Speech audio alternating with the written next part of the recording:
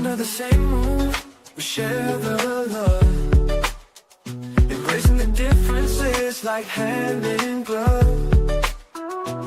Spreading peace and joy, it's a beautiful sight. Together we shine in each other's light. And now do we stand in love's pure might, watching the world share in love and light. Hearts beating as one in our peaceful flight. Colors of harmony painting the night. United we stand in love's pure might.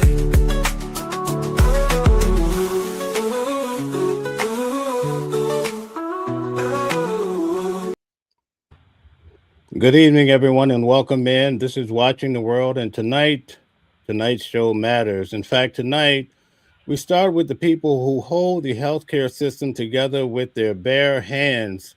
Yes, the New York City nurses. These are not political operatives. These are not agitators.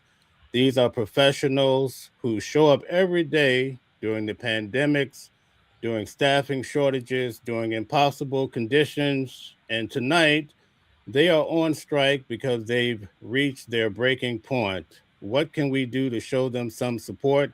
Well, tonight we're going to figure that out. They are striking for safe staffing ratios. They are striking for fair contracts. They are striking because patient care is the prime thing. Yes, these nurses speak out and the country should listen. The other day I was at the hospital and I showed you the video of the nurses out there in the freezing cold because they want to be heard, they want change, they want contracts. Many times, all the big money goes to those that sit at the top, but the people who are by the bedside taking care of the patients get overlooked. Well, tonight we're here to support them dearly. We're going to show them, we're going to help them get a bigger audience so that they can get those contracts signed. Also, we're going to talk about what's happening in Minnesota. We have so much happening with Donald Trump around the world. But tonight we have a special guest, a guest that's the most requested on the Watching the World channel. She goes by the name of Mama Flips. In fact, we're going to invite her in at this time. Yes, indeed, Mama Flips. Hi, how are you? All right, all right. So, how are you holding up in all this cold weather? So far, so good. So far, so good. There's a huge storm that's coming up, so I hope everybody is prepared. Make sure that you guys have your stay home best as possible. Limit your driving and maybe have some salts and everything like that. And make sure you check your family members, especially older neighbors who may need help. So I'm wishing everybody well. This is supposed to be a doozy. What do you think about the 17, 18 inches we're going to get potentially? I think I should stay home and not go to work. I mean, it's gonna be crazy. This is going to actually be a big opportunity to see what the city is going to do. I normally do not talk about the administration because of the fact that I have to be careful. But they normally every administration have a challenge. And this is going to be the challenge for the new city administration because everybody's going to be watching and see what happens. And they always blame the administration when something bad happens when it comes to weather. So we're going to see what happens. So, yeah. Yeah, wow. What do you think in regards to Donald Trump? It seems that he's traveling all over the place. We see all these grand changes. How do you think he's able to accomplish so much during this presidency? What I'm hearing is that just trying, it's just to accomplish so much. I think you just say words to just trigger me in my poor PTSD heart. I think he just do it to a purpose. What exactly if he's accomplishing when he's actually getting confused between Iceland and Greenland? What exactly is he accomplishing? Can somebody tell me, please? Why is he going out there? Why is he embarrassing us? Our mega community spent a whole bunch of time talking about how Biden suffered from dementia. Biden was too old to do policies. Biden was too old to travel. He almost tripped up the stairs. He almost tripped down the stairs. He couldn't ride a bicycle. Why is Donald Trump being traveling around the world? This old man needs to sit down and retire. So he's not doing anything except for embarrassing us. I just need to know what's the plan, what's the objectives, why I got this old demented man out there talking a bunch of crap and making a fool of ourselves. I just don't know. He solved 8 wars. He's lowered pharmaceuticals, He did. right? Healthcare. He's making a whole new system. He's made a great Virginia, deal in Greenland. I mean, he's every day he tells us what he's accomplished. You don't think he's done anything? I haven't seen anything yet. I'm still waiting for my life to be better. I'm still waiting for it. Things are rough. Light bill is high, gas bill is high, groceries is high. The other day, I went to put a sole on my boots. The boots are still in the car. A few years ago, when I had to fix it, it wasn't even a complete sole. It was loose. All the man had to do was glue it up. A few years ago, when I had that done, it was $20. The man charged me $50. $50 to glue one heel at the shoe store. So I'm just asking you, what is it about us now that things are better? How are things better now? Can somebody explain that to me? Because to me, I think things are horrible. Groceries is high, light is high, transportation is high, entertainment is high. Everything is just high, and everybody's depressed.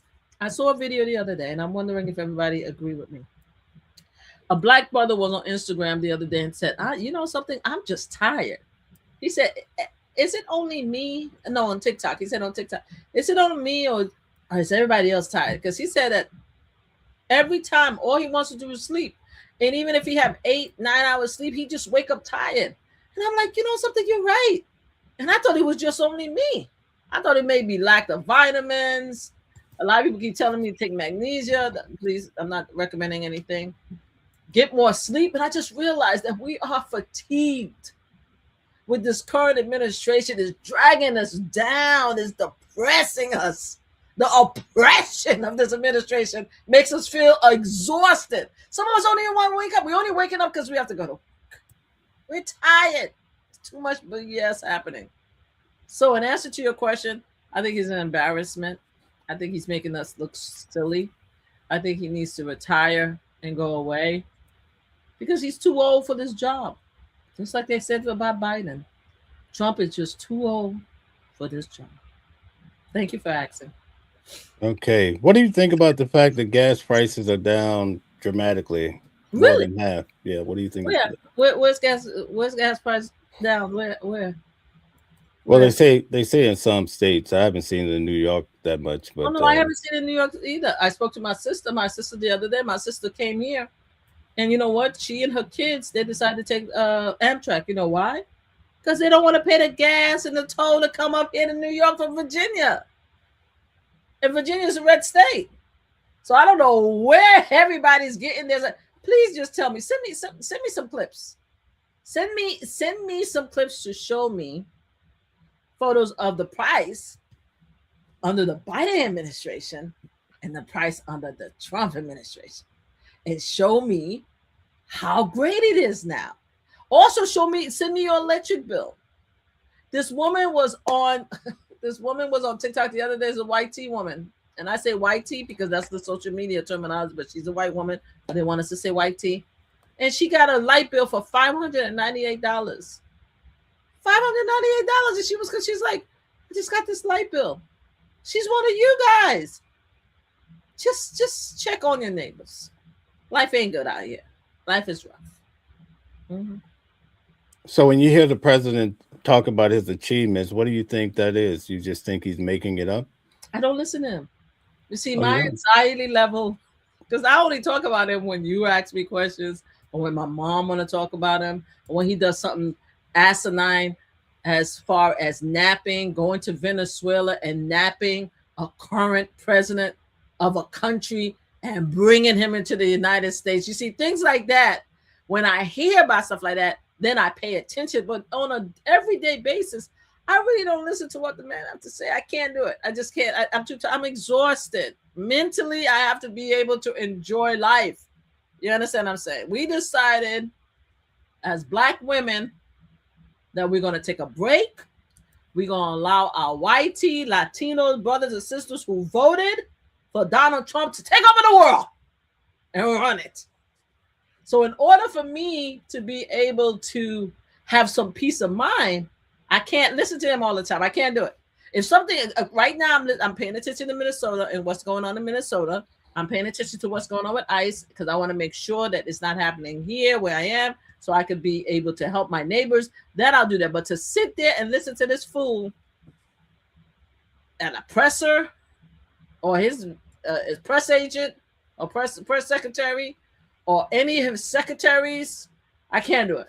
Fox, I can't. I can't. I need to be able to live a good life, and I can't do it. So I don't pay attention to him unless it's something crazy, like him calling Iceland, Greenland, and Greenland, Iceland at a big meeting with all world leaders. It's crazy to me. Mm-hmm. Okay, so on Wednesday, I went down to New York City to cover the nurses, New York City nurses. I mean, it was freezing cold out there. So it goes to show how much they really, really want change. Why do you think they have to fight so hard for change in New York City? I think what happens is it's like with every big organization, they don't want to pay you for the work that you do, right? And for many, many years, nurses has been looked down on as a profession. They pay more attention to give more respect and kudos to the doctors, and they don't acknowledge the fact that if it wasn't for the nurses, the doctors wouldn't be able to do what they could do. Nurses are a very important, integral part of the hospital and taking care of patients, period. Whether you work in a hospital or a nursing home, or even you come in, you're a traveling nurse, there's nothing more important than having a nurse. So they just don't, I just don't think they really care about the nurses and the job that they do. And it's very concerning to me because I'm glad the fact that you mentioned COVID earlier, the fact that the nurses was dead. The nurses couldn't go home during COVID. They couldn't go home. They were what considered essential staff, right? Just like the doctors. It's not as if the nurses could sit home and be like, it's not about me. There's a world crisis. Millions of people are unaliving in the United States of America. You know who was there? The nurses. The doctors was there too. But guess what? I know for a fact. Let me tell you for a fact. No disrespect to my doctors. No disrespect for my doctors. Please, doctors, don't come to me. Don't come at me. I'm going to tell you one thing, and this is honest to God truth. When my mom was almost unalive, because my mom was at a hospital with COVID. I talk about this all the time. My mom caught COVID. She was in a hospital for 6 months. 3 months in a coma. 3 months rehabilitation. Do you know who I spoke to? Almost every hour.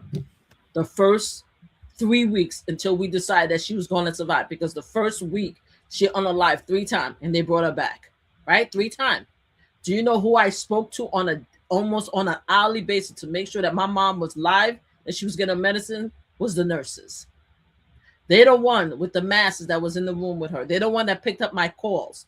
They're the one that did the FaceTime. It was the nurses, not the doctors. The doctors helped. The doctors was the one that was able to tell me what medication she needs and stuff like that. But it was the nurses that kept me updated with her blood work, that told me about everything that happened to her. It was the nurses that turned her around, cleaned her, made sure that that they suction her to make sure that she was still breathing. It was the nurses. The doctors, yes, they saved lives, but especially during COVID. And I find it just so challenging that we are currently 6 years out of COVID, right? Because COVID was in 2020, and everybody seemed to forget how important nurses were during COVID, how many lives they saved, how they put themselves in dangers. I have a friend, and it's a friend of my of my close friend Yona. I was looking for her name because her story is out there, and I might bring up her story if I could find her name, but I can't find it right now. I wish we had talked about it, I would have found her information because I want to bless her. She was working at a hospital doing after COVID. It was like around right after COVID, right before COVID was a crisis. It was around March, and she was working at the hospital, and one of her patients had COVID. Now she got sick, right, and she went home. She unfortunately gave COVID to her sister, and her sister is no longer with us. Okay. She was directly able to connect how her sister unalive due to COVID because she is the one that got sick. She's the one that had the fever. Her sister was with her, lived in her house. Her sister ended up having the fever. Her sister ended up at the hospital. And the reason why I met her is because my friend and my one of my best friend, Yona, that's her friend, and they connected, and me and her was sharing stories and sharing our family members' diagnosis almost on a daily basis. And we were talking to each other at 6 o'clock in the morning, at 1 o'clock in the afternoon, and 9 o'clock. We were talking to each other 3 times a day to give out each other to encourage us with our family members, right? And her sister woke up before my mom woke up, and we thought that her sister was gonna live, but unfortunately, her sister had a relapse, and she ended up unalive, and she will never be able to live that down.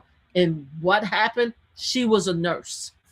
And guess what? She had to continue go to work after her sister got COVID, after her sister was in the hospital, after her sister had was in a coma, right? And she continued to have to go to the hospital after her sister unalived. I think after that she retired, but this is what our nurse had to do. And that's just COVID. And that's just COVID.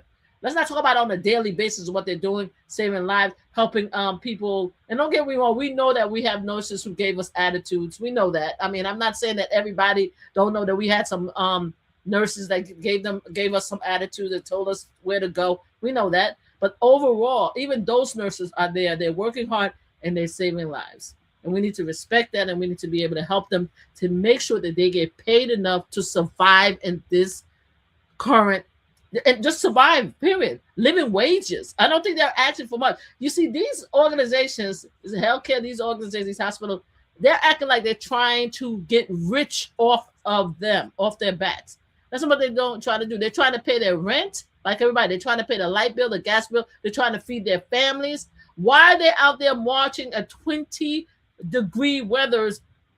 Why are they striking? You think they're doing it because they want to vacate? They're doing it because they can't survive with what they're getting. We need to be able to support them, and we need to be able to push for them to get equitable pay, because nurses' salary and doctors' salary is a huge difference. Could you just explain to the audience what it's like just to travel to and from work in New York City, especially if you work at one of the hospitals? Most of the nurses, I'm sure, have to drive, get public transportation. For me, when I travel, I have 3 fares. I have to take a bus to 2 trains in order to get to work on a daily basis where I live. So I can't even imagine how. I mean, I can imagine a lot of these nurses are doing the same thing. They have to pay for their own travel. They're not getting anything extra. I mean, I'm no disrespect to my doctors, but a lot of the doctors, they have cars, or they have, or they, you know what I'm saying, especially if they have, if they're very established, they have drivers, they have cars. You understand what I'm saying? So with nurses, unfortunately, it's very rare if ever you could get to that level to be able to live like the lifestyle of a doctor. I just met a nurse the other day, a great friend of mine. In fact, this weekend we had a girls' weekend, which is a kitchen with a bunch of female women. We get together, we're best friends, and we catch up. One of my friends, nurse friend, came to see us, to meet us. Amazing woman. We were having a conversation and we were teasing each other about our offices, about our jobs. She's like, "Oh, where you work is not difficult." I'm like, "Girl, please, where you work, girl, you know." But she's a nurse, and she was telling me that even in her position as a director, as a nursing director, she's getting disrespected by another nurse, which is higher than her, and she's been there for 30 years. Do you understand what I'm saying? So they have to deal with the disrespect of their supervisors. They have to deal with the disrespect of the doctors, and they also have to deal with the disrespect of the hospitals and the administration, who don't even want to give them enough for them to live. And it's horrible.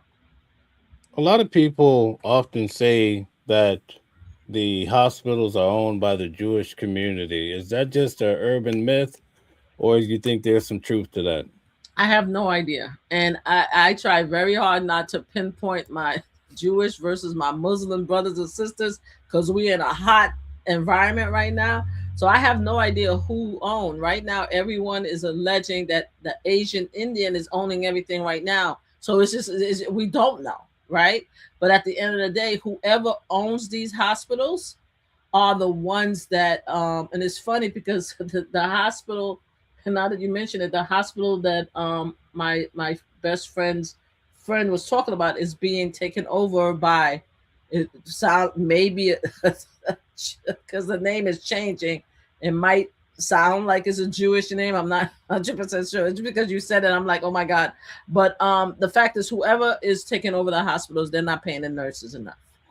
You know what I mean? So it doesn't matter whether they're white, black, Jewish, Muslim, Asian, Indian, none of them is paying their nurses enough, and they need to do so. You think it's just a New York thing? Or you think it's national, worldwide? I'm not sure if it's national, worldwide. I mean, well, I shouldn't say I'm not sure. I know that especially during the COVID period, a lot of people was unaliving, and the reason why they were unaliving is because they were, because the lack of nurses. And I know during the COVID administration, the year we were under COVID, there was a lot of nurses that was leaving the blue states and going to the red states, the rural states, to offer support and help, because the nurses was overwhelmed. They weren't getting the support that they needed. So I remember that distinctly.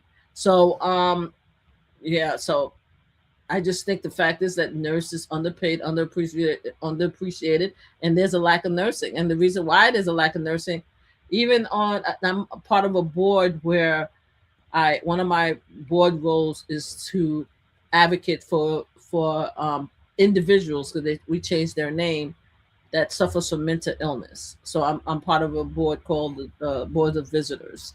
And my facility, which I think is a great facility, they're having a difficult time in actually getting nurses to provide support to our individuals at my hospital. I mean, it's hard to get them. And then when you get a good nurse, they promote them so quickly, and then they move on to somewhere else, because the nurses are not being paid well enough. When we ask as the Board of Visitors, why are we having so much difficulty in providing support and hiring, they say it's because of the pay. They're not getting paid enough. So it's always been the thing. They need to be able to realize that nurses are people. Nurses have families. Nurse needs to live, right? They need to live a good, not even the best life. They need to live a good enough life so they could be able to do their job. They need to realize and put in the money, the effort, and the appreciation in nurses. They need to just make nurses, I don't want to put the BLM wording because it makes me crazy when other people do it, but they need to make sure that the nurses are compensated and appreciated for the work that they do, and respect. I know a doctor that charged $243,000 just for a back surgery, spine surgery. So, do you think it's a shortage of money, or it's just a decision not to pay them well? I think it's just a decision. Now, I'm sure the hospital administration would disagree with me, because they're also going to talk about healthcare, right? Because the thing that I hear, because I get denied, I'm supposed to have a procedure, and I got denied for a procedure 3 times, and they refuse to approve the procedure because the procedure is too much money, right? Because healthcare won't pay for it, right? So you have the administration. You have healthcare, right? And then you have the patient. And you have the discrepancy with the insurance, right? In the meantime, when they're fighting about all these nickel and diming each other, right? For medication, for operation, for the light, the gas bill. They shortening the undercutting the salary of the people that, in their opinion, doesn't mean as much, right? In their opinion, nurses doesn't mean is not as important as doctors. They could come and go. That's in their opinion. This is why they are fighting and nickel and diming all around, but they're willing to invest more on the doctors than they are on the nurses. Yeah, it's sad. It's a sad case because in many cases, the nurses might be the last person that people see when they leave this world, right? Then they're the first person that they see, and they're the last person that they see. And that's the way it is, because the doctors, again, no disrespect, doctors, please don't come at me, because I know you guys are important. You do the procedures, you have the liability, you have the lives of people in your hands, you hold a heart in your hand. I understand all that. I'm just saying, next to you, as you holding that heart, is the nurse that's holding the equipment that you need to use to save that person. You understand what I'm saying? Nurses are important too. Period. You can't do it without nurses. Okay? And the doctors go home before the nurses do. Okay? The nurses get more hours than the doctors. And the doctors get paid maybe double or triple amount. And that's not fair. The nurses need to be compensated. What would you say to the nurses that are out there fighting for a better change? Keep doing it. I mean, keep doing it. The only way that you're going to get what you need is just keep doing it. I feel, it's scary because I know that if it wasn't for nurses, my mom would not be here. So I understand the need to have nurses in the hospital. But I also understand that after a while, you just have to fight the fight that you need to fight, because they're not going to stop. Like, how many strikes have the nurse done? How many negotiations? How many times they came back to the table after promises after promises? After a while, it just have to be enough is enough. It just have to be enough is enough. You know what I'm saying? So they're just gonna have to continue to fight it. Make sure that they have hand warmers because it's freezing outside. Make sure that you have layers on. You know what I'm saying? So that you could make sure that you don't get yourself sick, and just take times and shifts and everything like that to actually fight. But you're gonna have to continue to fight. I wish it wasn't necessary. I wish that the administrations, meaning the hospital administrations, the corporation that owns the hospitals, I wish they would come to the table with and understand what is being asked, and just be able to sit down and really negotiate. Because the hospitals administration is saying, "Oh, we do negotiate with them, but their demands is unreasonable, is unnecessary." Like, what is even that? Like, what is unreasonable? What is unnecessary? Most of the time, when you start looking at the dollar amount, it's only a few dollars difference. You understand what I'm saying? And they want to stand on principle, and they want to bring in like traveling nurses from other states and stuff like that. And they want to say that it's not going to impact their hospital. They want to say that, in everything that they're saying, and just saying that these nurses don't matter, right? So at the end of the day, they're losing, meaning not the nurses, the administration, because eventually all the great nurses that you could have is just going to move on. And that's it. So that's okay. They need to continue to fight and get all right. I just want to show a snippet from what I documented the other day before we move on to the next subject.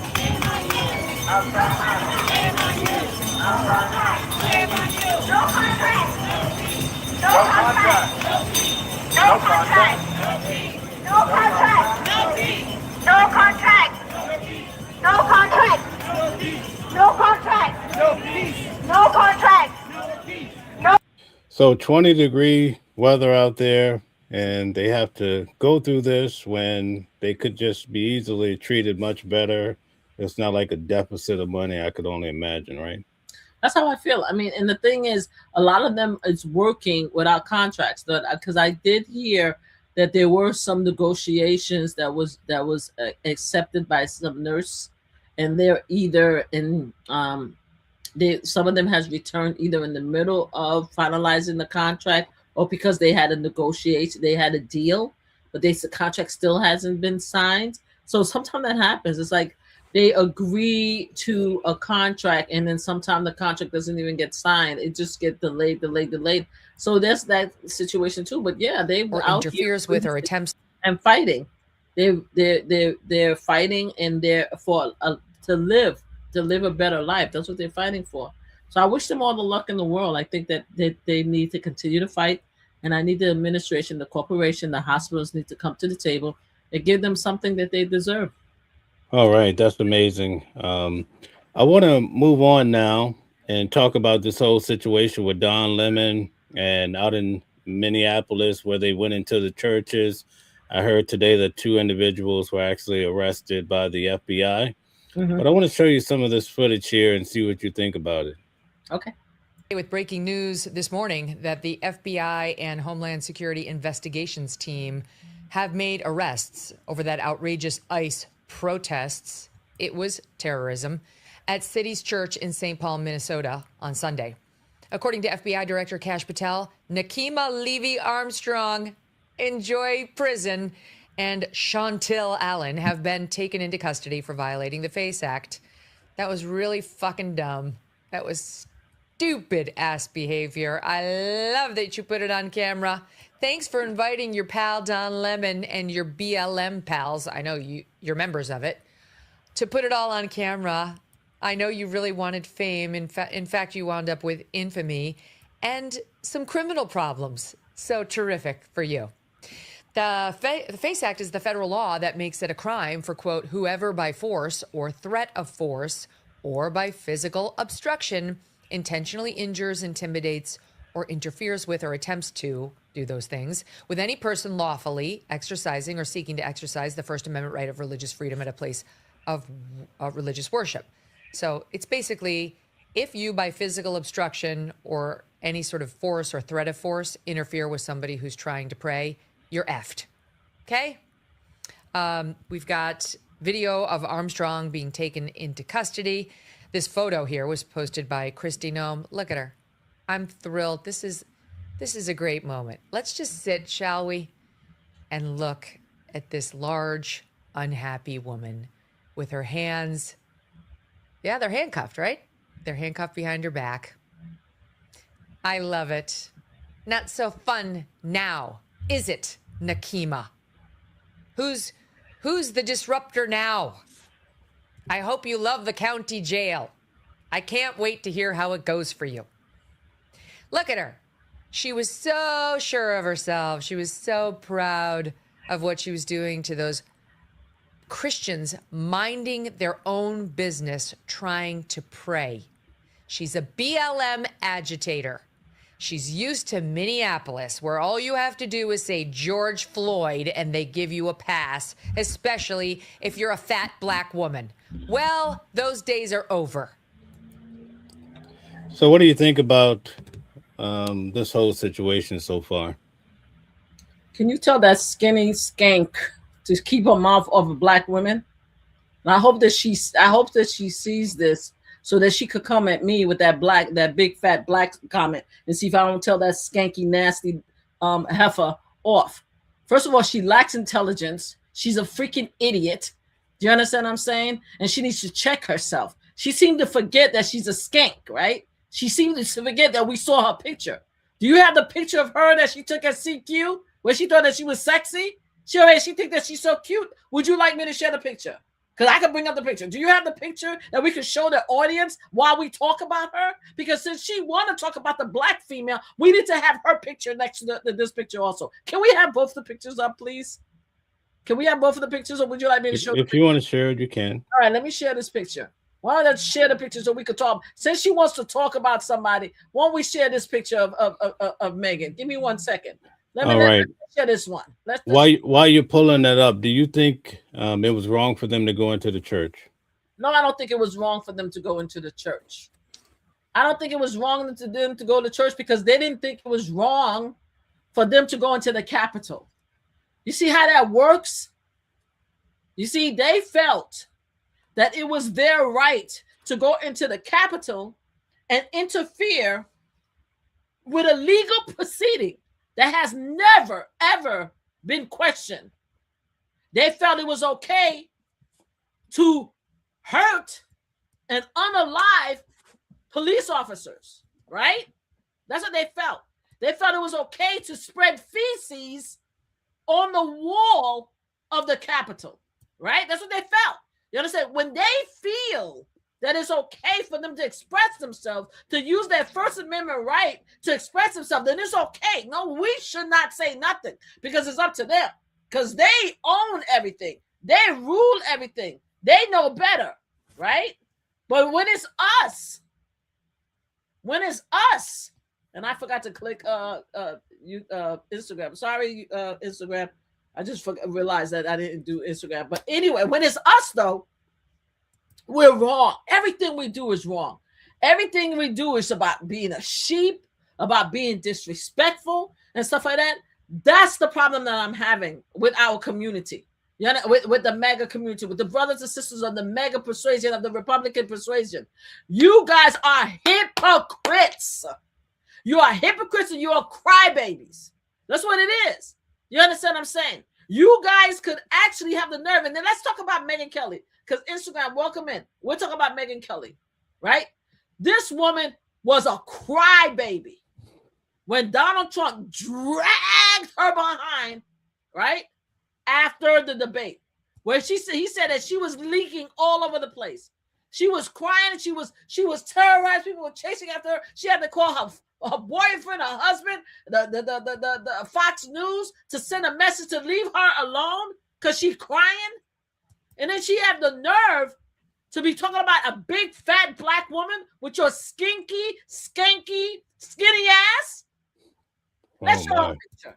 Let's show her a picture. So everybody can see what kind of skank this woman is. Hold on, let's show her picture real quick. Why don't we let me just show Megyn. Megyn, why don't we do this? Since she wants to, let's show this then. Since she wants to talk about big fat women, why don't we share this with her? Are you able to bring it up? 1 second here. Let's talk about her.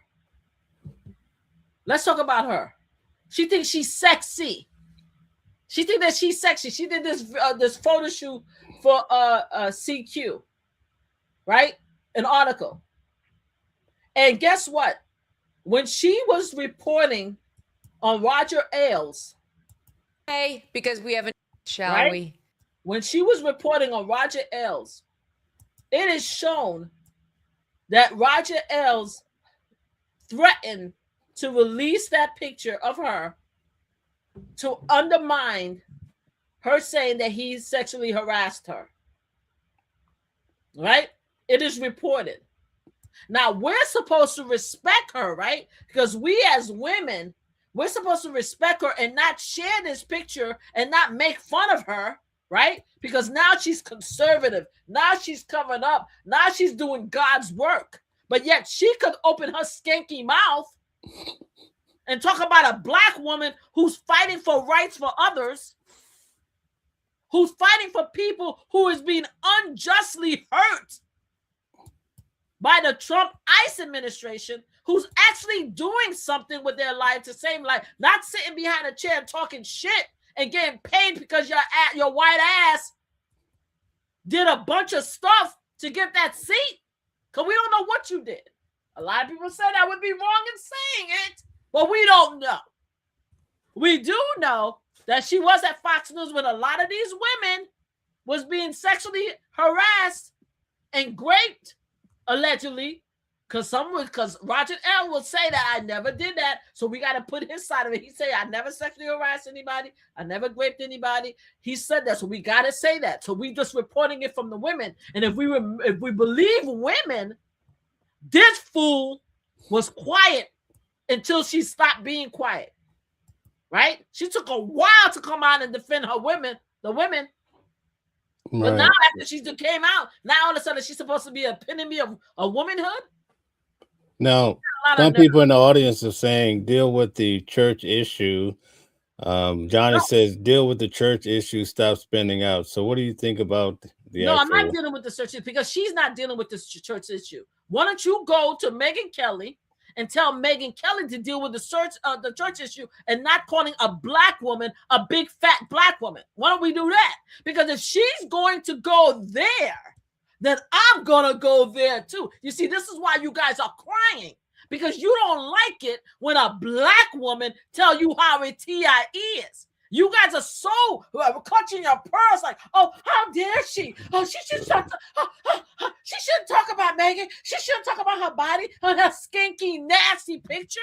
She should talk about the issues. Then tell that big fat skank to stop talking about us black women, and we won't talk about her. It's plain and simple. Because I could be professional and talk about her issues. If she keep her mouth off of us, then we will be fine. So you go talk to her. And once you talk to her and get her to change her ways, then I'll change my ways. Okay, all right. Let's play some more. The journalism thing, that's wrong. He committed a crime too. I'm just saying he's at least got another excuse for being there that he could try to use to prey upon the sympathies of a jury. She's got no excuse, none. What was her role? Nikema Levy Armstrong. Well, Don Lemon was happy to tell us all at the start of his 6-hour live stream on Sunday. Watch. Speaking to an organization there that's gearing up for resistance and protest.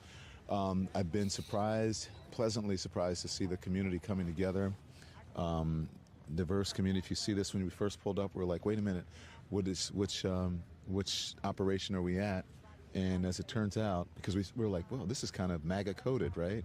So the American flag or whatever, but these are resistance protesters. They're planning an operation that we're going to follow them on. I can't tell you exactly what they're doing, but it's called Operation Pull Up, and it's Nikema Armstrong, and she has been doing this since George Floyd, Dante Wright, and others, we know, where they surprise people, catch them off guard, and hold them to account. And so that's what we're doing here. And then after we do this operation, you'll see it live. And these operations are surprise operations. Again, I can't tell you where they're going and where we're gathered right now.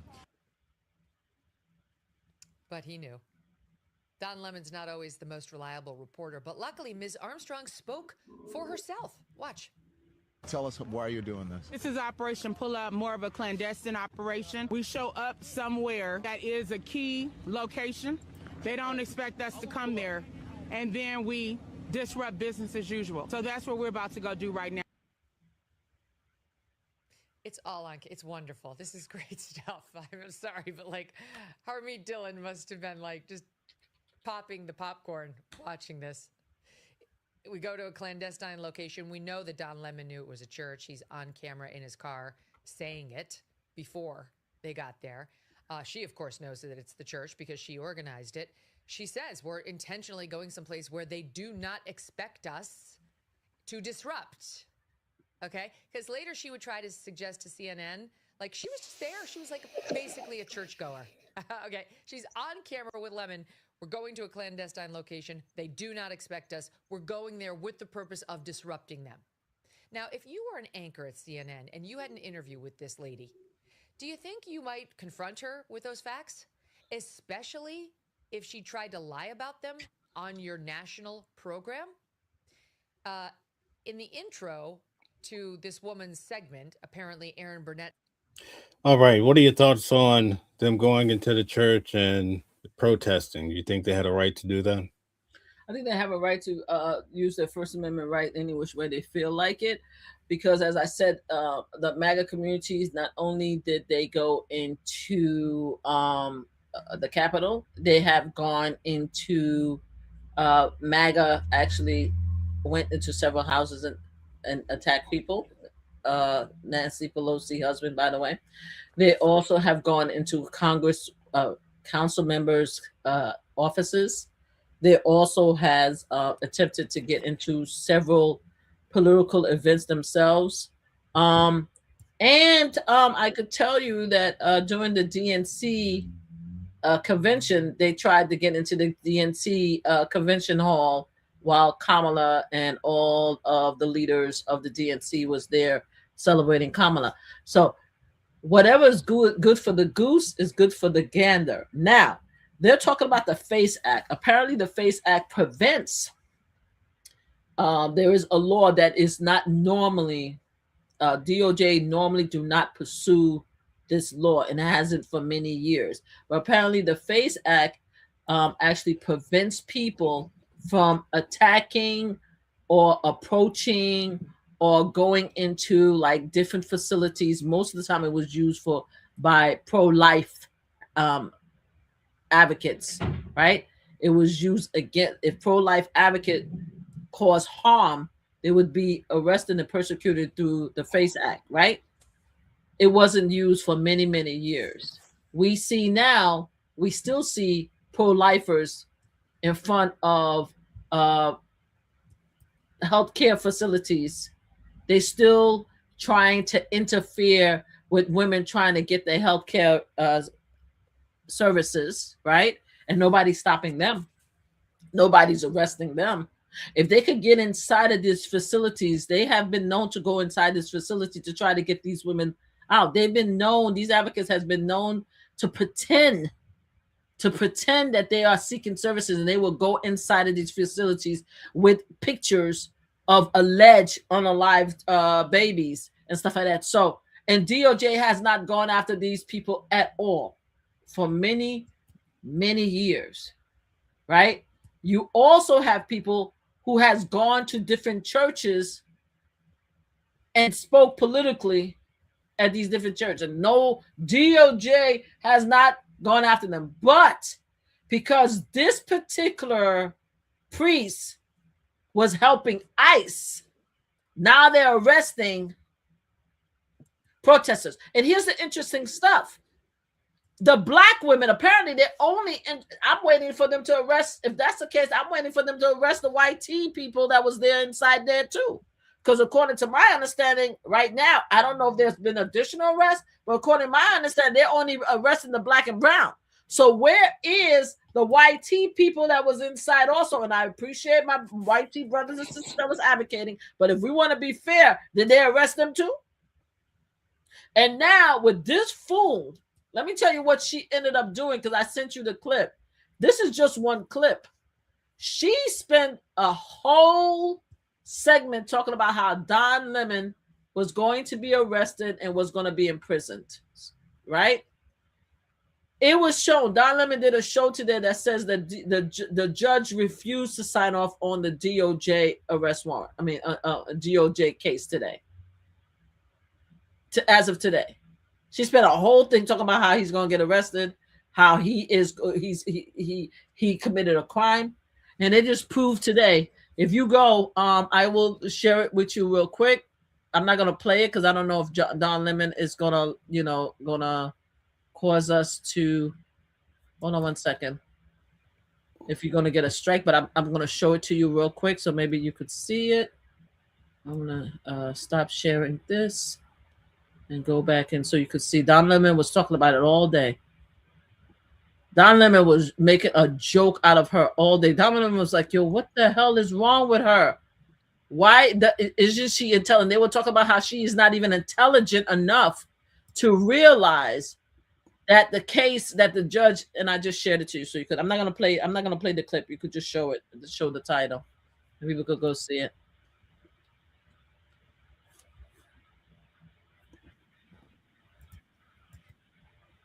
I don't know if anybody could see it. I know you might have to hide us because I don't think they could see the title. There you go. Thank you. Right there. Don Lemon just explained how they sat there listening to all of Fox News talking a bunch of yin yang about how he's going to be under the jail and everything like that. And they just today, the judge refused to sign it. The judge refused to allow the case to move forward as of today. The case is still open right now, but the judge said no, there's no viable evidence. He's refused the DOJ case. And that's the first judge. So now what they're going to have to do now, they're going to have to now go back and come up with another reason why this case can move forward. So she, right now, as of now, she's looking like a complete ass, going crazy.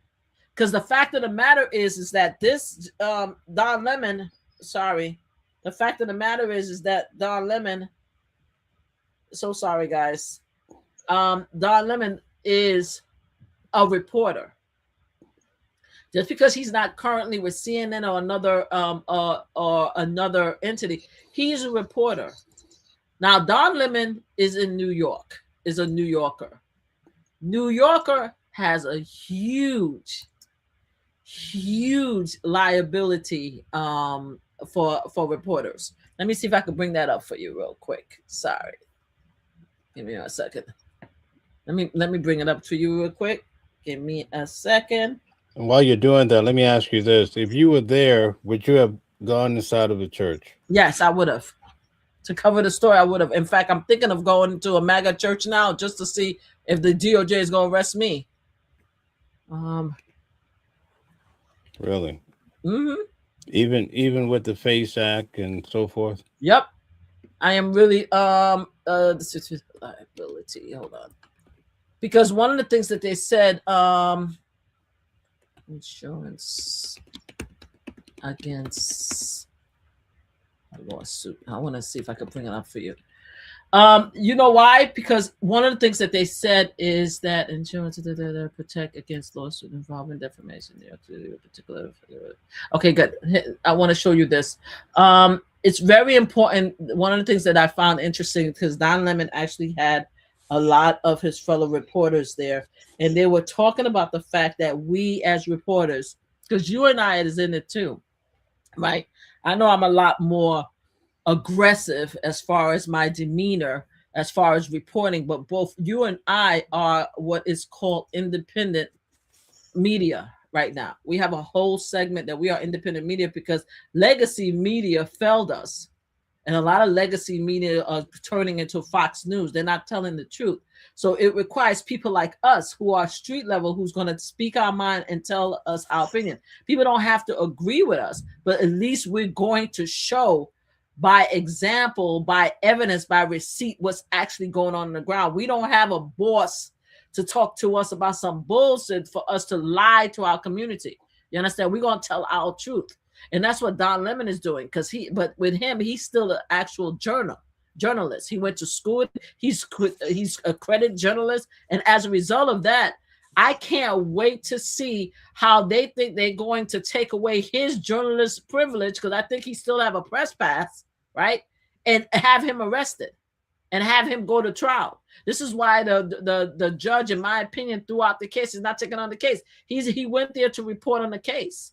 He wasn't there as a protester.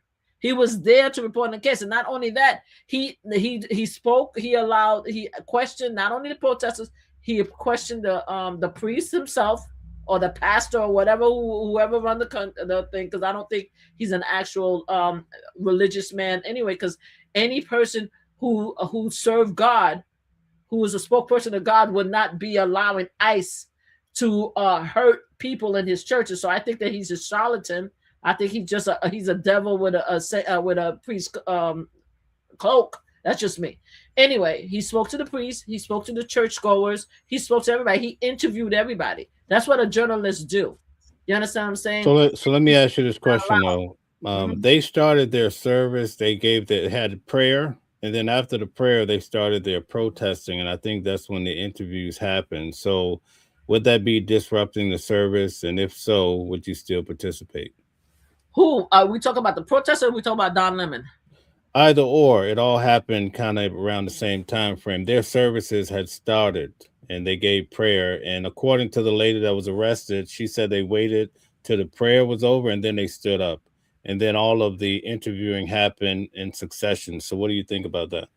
I don't think anything was done wrong, especially if we're talking about Don Lemon. I don't think anything was done wrong by Don Lemon. Okay, people could take homage to what the protester did. That's up to them, because everybody have their say. Just like I disagreed that the Capitol rioters used the First Amendment right to go in there and threaten the VP Trump vice president to unalive him. I don't think that they use the First Amendment right the proper way, but they just seem to disagree with me and think that they have the First Amendment right to do all of that. I'm saying, in light of that, I'm saying that the people in the church had the First Amendment right to go in there and protest. They didn't damage anything. They didn't try to unalive anything. They didn't beat up the priest, the pastor. They didn't beat up other churchgoers. They were making a statement. And I think they have the right to do that. What's good for the goose is good for the gander. MAGA community cannot, I refuse to accept the fact that MAGA community wants to now, after they spent 10 years of making our lives miserable in order to support their king, to tell us that since we're using their technique, because let me tell you something. One thing I gotta tell MAGA, that did some bullshittery, but you guys got your guys in, right? Y'all did some effed up stuff, but it worked. Now that the Dems decided to play by your playbook, we're no longer going high when you go low. We're going to hell now. Don't cry. Don't cry, because you taught us a valuable lesson. Do you understand what I'm saying? So every technique they've used for the 10 years, people are now using it now. They're learning, they're evolving, and they're crying. Don't cry now. Don't cry now. Donald Trump said it was disgusting what they did by going into that church. Yeah. Has anybody chosen? I think, in my opinion, I think that Donald Trump stepping foot into a church is disgusting. I think his very presence in a church is a threat. And I think that Donald Trump should face the face act every time he steps into a church, because I feel threatened. I feel scared for the people in the church, to be honest with you. So he doesn't know what disgusting is, because he's the epitome of a disgusting person. So he probably doesn't even know what it means. I don't think he could really define it, to be honest with you. So I'm not going to pay attention to what he has to say when it comes to that. Do you think it's a contradiction that he said that about the church after January the 6th happened and he pretty much pardoned those individuals? Of course. What about, I heard the other day he just pardoned a bunch of other criminals. That's what I'm saying. The hypocrisy is just glaring. I just don't understand how people could actually look at him and take him seriously, or look at themselves and take each other seriously. We could see you. We could actually see and hear you. We see what you're doing. You're saying that you could do it because you think you're better than the rest of us, but we can't do it. What we're telling you, we're not only going to do it, we're going to do it better. We're going to do it best. And one of the things I did say about the 2 arrests, these people are going to have to find 12. If they're going to court, I don't even know if the judge is going to take the case. I hope the judge dropped the case, just like the judge dropped the case for Don Lemon. But let's just say they move forward with the case. I can't wait to see how they're going to pick 12 jurors from Minnesota after they unalived Renee Nicole Good live on Minneapolis Street. I can't wait for them to pick 12 jurors that's going to put these women in jail. I can't wait. They're going to have to create a miracle. You might as well just start signing up, moving them to Florida, move the location of the hearing, because I can't see it. I can't see they're going to get 12 jurors. It might be hung juror, and that's it. So let them do what they got to do. And also, somebody needs to do a GoFundMe. I don't know the family. Let's do a GoFundMe for them so we could donate, since they want to raise over $1 million for that fool, that unalived Renee Nicole, the fool veteran, that unalived Renee Nicole Good. He got $1 million now. Why don't we just start raising money for those 2 advocates so that we can help them? You understand with this case? People are saying lock Don Lemon up. They want him locked up now. What do you think? Because y'all crying, baby. Y'all crying. Y'all hate a small black man, right? Because he made y'all cry, right? He made y'all cry because he made you look stupid, right? He made that priest look stupid because he went there and he showed how the priest is a hypocrite. Because God says to help your fellow man. What part of him helping ICE hurt, nap, punch, kick, gas American citizens in his community is helping the fellow man? What part of that? Right? What part of that? So y'all just hate. Y'all hate pastor. I don't care. Pastor, priest, he's the devil. That whoever is running that church is not a religious person. I call him a devil in sheep clothes. That's what I call him, right? What part of that show that he's a man of God? You guys are just pissed off because Don Lemon showed this fool for what he is. A hypocrite, a liar. And I hope he loses church.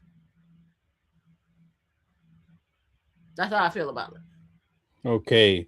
Let me ask you this. Don Lemon said he's a Christian. Do you think it would impede upon his practices to actually go into the church the way he did? Or you think it was the fact is that Don Lemon, from what I see, Don Lemon went in there. He didn't go in there as a protester. He started outside. He went there to tell the story about what happened to Minnesota, right? He does other stories. This is not his first time. He travels and he tells stories and he allows people to express themselves, to tell them what's going on. So it's not as if all of a sudden he decided, just like what's his name? Nick, what is his name? Nick Shirley. What's that fool name? Nick Shirley, yes. Yeah. It's not like Nick Shirley who picked up a story out of his ass and decided to attack Somalian people. Don Lemon been doing this for many years. He travels around. He tells human interesting stories, right? So he went there. He was outside. He spoke to the protesters. He spoke to the priests. He spoke to the churchgoers. He asked them questions about what's going on. He went inside and he continued to cover a very important stories that happened in Minnesota. That's what he did. Whether he's a Christian or not, whether he's an atheist or not, whether he's a Muslim or not, whether he's a Catholic or not, whatever he is a journalist, just like you and I. We report on things. And if there was something that was going on in a church and I felt that I needed to report it, I would go there and I will cover the story. And let there be an issue that happened in church in New York and see if I don't cover it. And like, I want to switch gears back to the nurses again. I want to ask you a question. Do you think that the common New Yorker care about what happens with the nurses? I think I'm freezing. Do you see me frozen? Should I come in? Yeah, you're right, maybe you should go out and come back in. All right. Yes, all right. So while she's going in and coming back out and so forth, I want to thank everybody who's in the audience. I want to go through some of these comments like we typically do while we wait on her. Chris says, do your research. I won't use the name calling.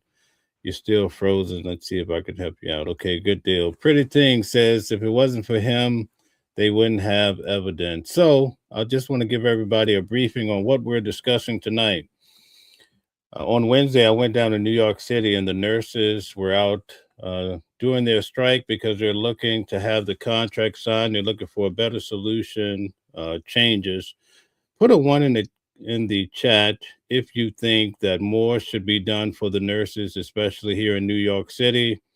And in fact, throughout the nation, or put a 2 if you're not so concerned. Let's see where everybody's head is. Now, keep in mind, folks, that these individuals, they were out there in 20-degree weather. You guys saw me out there as well. It was hard to just keep your fingers and your feet warm. So it gives some evidence and it gives you an idea of what they're really going through. But the sad part is, even though I saw people supporting and honking their horns, I did see some people from the community, religious people, that's all I'll describe them as, is actually taking pictures and laughing, and I wasn't quite prepared for that. In fact, it's on the video. I actually was able to catch it on camera. But it goes to show the difference of mentality. You have people out there fighting because they want to take care of their families. Just imagine when you go through a serious event in life, such as a surgery. I remember when my mother passed away in 2001, I remember the nurse told me, she said, you need to go in there and tell your mother it's okay to let go. And I didn't know what to do. I was there, was so distraught. But, the nurse was able to, after seeing so many events of the sort, she was able to give solid advice on how to deal with a very tough situation. So the nurses are so valuable. And that's why here we want you guys to share if you can, share the short that we have in regards to the nurses. We want to get as many eyes on it as we can because we live in communities where people at the top don't always take care of the people who support the patients, especially people who are fighting these tough health battles such as cancer, diabetes. For whatever reason, the hospitals are full of people, and it's the nurses that keep them going. Also, think about your personal family. How many nurses do you have in your family? How many home health care aides do you have in your family? I would imagine that most of you would say you have quite a few. So, wherever we can support these valuable individuals, we definitely want to do so. We have Mama Flips back, but please try to. I'm going to post the short video. Try to push it out as much as you can to bring light to the occasion. Here's Mama Flips back. Okay. Thank you. Sorry, I had to shut off a lot of the links that I had coming in. So I'm back. What kind of nonsense they were talking about me when I left? Oh, I don't think anybody said anything too much about you. Oh, somebody was saying that they don't want to call me name. Again, let me make sure that everybody understands what's happening. The only reason why I call Megyn Kelly name and I brought up the picture is because she called the advocate that was arrested a big black fat woman. Let me tell you something. I'm a big black fat woman. And if she feels that she could come out of her face as a white T woman and disrespect an advocate, because she didn't need to go there. She could have just said the advocate is arrested. They deserve it. And she could have pushed her narrative. But the fact is that she had the sucking nerve to actually be talking about describing, disparaging this advocate, especially during a time when they got arrested. That leads me to believe, since she wants to go low, I will go to hell for my black sister. So don't come at me and think that, oh, I'm just calling names and I'm being mean. Talk to Megyn Kelly. Tell her to check herself, be professional, be respectful, and I will be in kind. Because if not, every name she call a black woman, I'm going to have 10 names to call her. And I'm only sticking to her. I haven't even gotten to her family. Okay. And I know that too. Paul Warner says Don Lemon was also interrupting the services. Facts. How was he interrupting the services? According to my understanding, Don Lemon came there with his mic to report on what happened, right? Do we have any video? Again, I'm stuck. I'll be back. Sorry, guys. I don't know what's going on today. Be right back. Okay, so am I here? Yeah, you're here now. Just keep going. I don't know what's going on. All right. According to my understanding, Don Lemon did not do anything wrong. If anybody else, I'm sorry, guys. If anybody else could come back. Okay, so she's having some technical difficulties. I'm going to go through some of the comments until she comes back in. Louis, nice to have you here. Thank you to everybody. Please hit the like button, share, and subscribe to the channel. Louis says he's not a journalist. This is exactly why people don't trust legacy media. He has a clear bias. Real journalists just report the facts, not give their opinion. Thank you, Louis, for that breakdown in regards to Don Lemon. Okay. Eric says the difference is it wasn't a house of worship, fool. Okay. Maybe you could expound on that a little bit more. Let's see. It wasn't a house of worship. It was a church, and I think they classify the church as a house of worship. And according to the law, and that's the reason why these individuals were arrested, you cannot interrupt the church. And I think when it comes to the KKK law, basically it was to keep them from interrupting the black churches back in the day while they were trying to worship. Okay, so that's where that stems from. And now they're hitting not Don Lemon, but the other two individuals, although he has been, I guess, notified that he could be on the hot seat too. Chris says, don't Lemon, who cares? He smells like, oh my. Yeah, we can't say that on YouTube, guys. Let's see. I can't read that one either. We have a tough crowd tonight. A lot of vulgar language. Mike says Don should be locked up for doing that to that church. Okay, a lot of people feel that way, and I think under Donald Trump, he's going to try to make an example out of Don Lemon or anyone else. So I don't think Don Lemon is out of the woods as of yet, but we'll see what happens. Johnny Boy says they walked in and didn't pray, started shouting, and white guy screaming at churchgoers. She lied. Okay. From what I understand, I believe they finished the prayer, and that's when they stood up and started protesting. Or what they're trying to say now is they were just maybe not protesting or worshiping too. It's really confusing. I guess when the feds come, everybody tend to change their story. But I don't think I'll ask you guys in the audience, put a one in the chat if you would have entered the church, whether it was protesting or trying to cover a story or just to be nosy. Put a one in the chat. Put a two if you would never do such a thing. Let's see what everybody's saying. Chris says the channel. Okay, very good. Mr. Danger says the thing that's special about doing this at a church because they are supposed to be sanctuary, universally accepted. Okay, I can understand that. I don't think I would have went into the church. That's just me, especially now. Okay, so most people are saying in the audience they would not have gone into the church. Okay, all right, I understand that. So far, we don't even have one at all. So everybody's saying they would not have gone into the church. One shot, one thrill says MAGA would never stand down to weakness. Okay, so we have MAGA in the house tonight too. Okay. Mama Flips is really going in. We're waiting on her to come back. David says it's terroristic behavior to go inside the church like that. Okay, all right. Not everybody feel that way, obviously, but now we're starting to see the big difference now that people were actually locked up by the feds today. Let's see here. Eric says, I was referring to when she was saying the January 6th event was equal to it. Okay, I understand. So you don't think it was equal? I think based on the president, I don't think he agrees with that. I think the president is agreeing with you. Okay, let's see. Mama Flips is not being allowed. Not sure what's going on here. All right, so at this time, I'm going to try to touch base with her. Okay, she's back now. Let's see. All right, let's see if it works out now. Okay. So while you were gone, I had asked the audience to put a one in the chat if they would have entered the church and put a two if not. And most people said they would not have gone into the church. Contrary. Okay, we have a few ones. Just so far, we have maybe 3 ones. So they would not have gone into the church like you said you would have.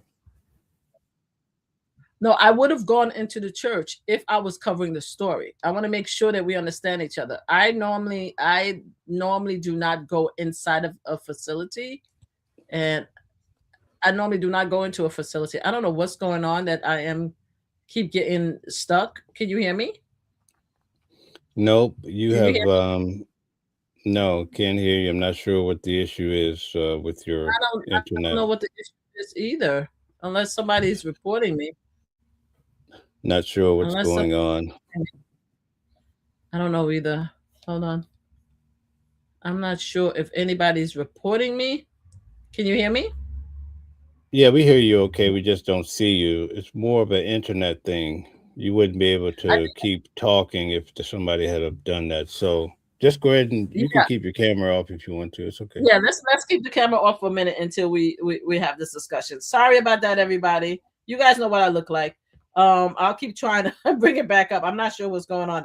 We haven't had this problem before, and I shut off everything, so I'm not sure why.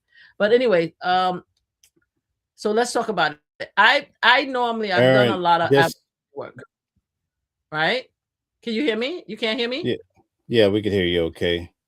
Okay, I've done a lot of advocacy work, so I've never myself gone into a building.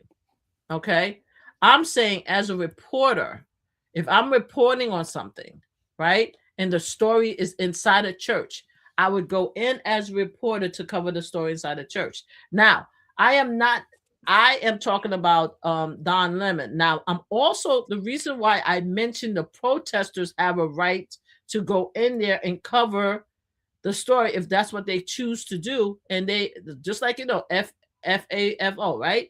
F around and find out. They wanted to do this, just like a lot of people who wanted to fight the health care, the disruption of healthcare. A lot of people went into the council's office, the Senate office. They went into the Capitol building and they got arrested. Do you understand what I'm saying? People make decisions when they want to fight a battle, right? So I'm saying that they have the First Amendment right to protest. That's including going into a church. Now, they have, just like, as I said, pro-lifers will go into a health facility. They'll go in there even though the FACE Act is still there, right? And they get arrested. Most of the time they don't get arrested because DOJ doesn't go after pro-lifers who's actually going to these facilities to harass women the same way as the Trump administration is going after these people who went into the church, right? So that's one point. They do have a right to protest wherever they need to protest as long as it's peaceful and they're not damaging anything, even if include interrupting a church. They have to go, now they have to go to court, but they still have the right.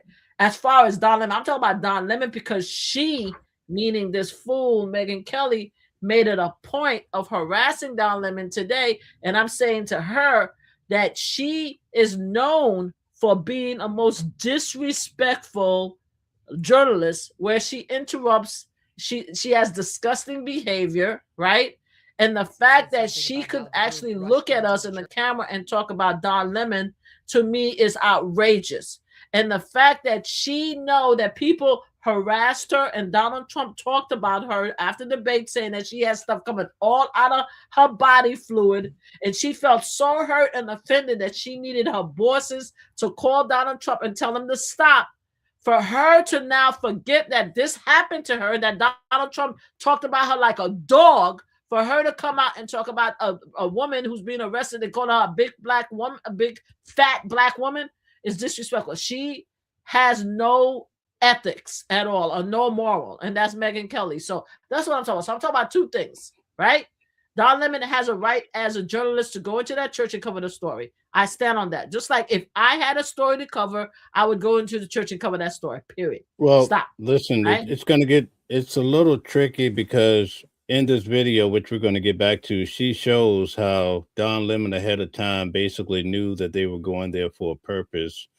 And he said he did want to get the story, but I think it's just a little sketchy. I'm not sure how it's going to play out, but it's not so clear cut is what I'm saying. So I want to just show this again so people can understand why you were pretty much putting the pedal to the metal tonight. Let's play it. Who's the disruptor now? I hope you love the county jail. I can't wait to hear how it goes for you. Look at her. She was so sure of herself. She was so proud of what she was doing to those Christians minding their own business, trying to pray. She's a BLM agitator. She's used to Minneapolis, where all you have to do is say George Floyd and they give you a pass, especially if you're a fat black woman. Well, those days are over, okay? Because we have a new sheriff in town. And his name is President Donald Trump, who plans on enforcing federal laws, including the Klan Act and the FACE Act.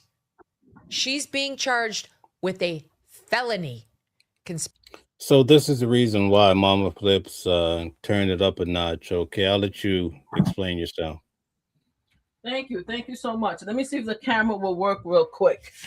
You know, another thing that pissed me off about this fool. Is the camera working? No, I'm still, damn it. I'm trying to see if the camera will work.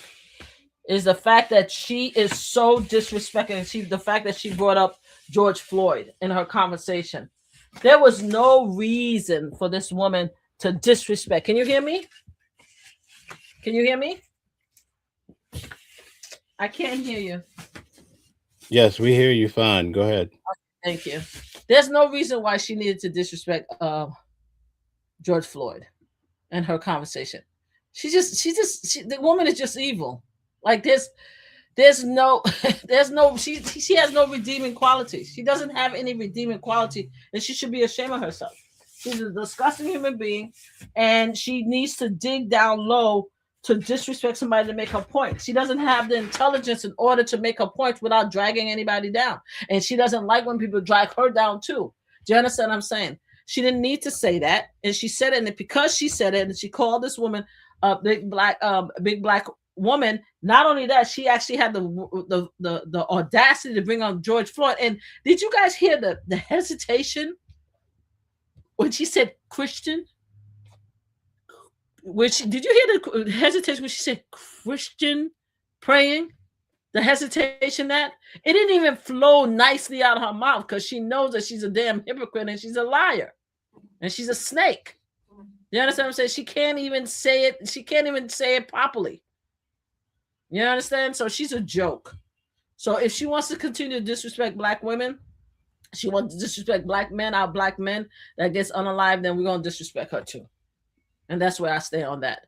But at the end of the day, I think Don Lemon had a right. It was a story. He went there to cover the story to show what was going on in Minnesota. That's what his job to do. He went there as a journalist, and that's what he ended up doing. And that's it.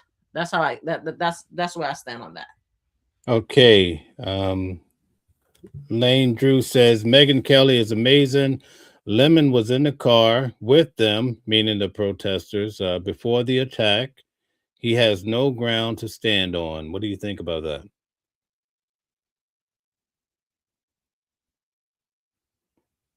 Are you there? Okay, I think she's officially out. Can you hear me okay? Are you there?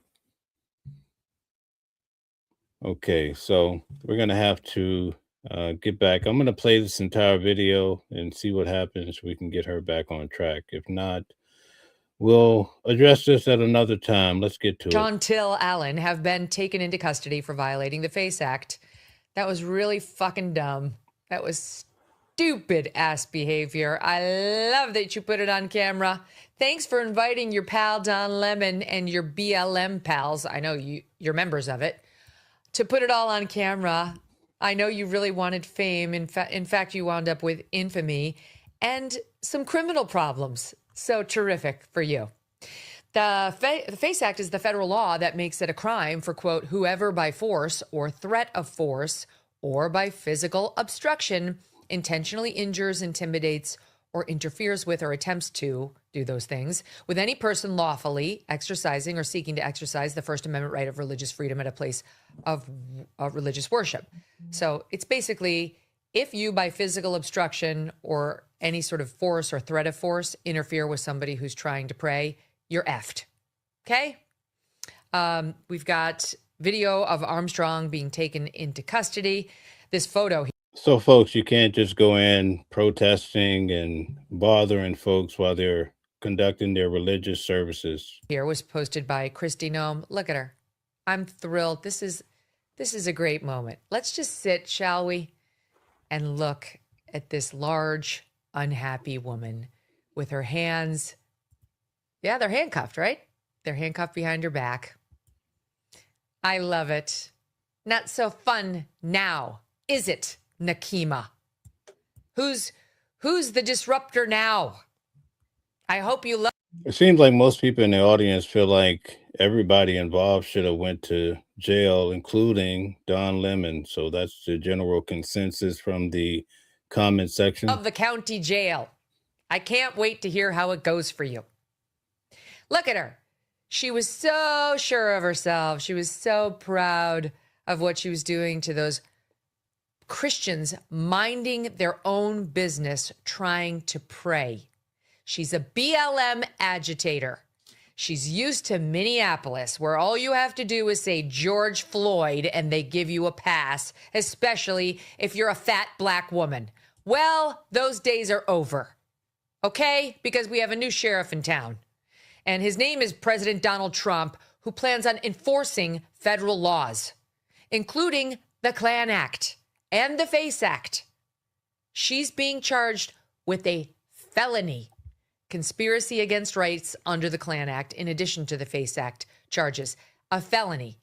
The Klan Act, you could go to jail for 10 years if you are found guilty under the Klan Act. Yes, BLM lady, you are being charged under the Klan Act because it's. So for those of you who are just coming in, 2 individuals were arrested by the FBI today as being the ringleaders for the event where they stormed inside the church. Basically, the church has started their whole service. They went through prayer, and then they stood up and they started to protest. And at some point, Don Lemon started, you see the video where he interviewed the pastor, one of the pastors in the church. Okay, Mama Flips is back. Let's see how this goes one last time here. Let's go. Hey, can you hear me? Yep, we can hear you fine. Let's see. Thank you. My computer just automatically rebooted itself. Okay. That's crazy. All right. Okay. It's okay. We're okay. So I want to, for the time we have left, I would like to, we only down to, let's see, we only have 30 minutes left. What do you think in regards to Donald Trump and his whole position with the new peace group that's going to preside over the world to make sure that these wars are not so prominent? What do you think? Okay.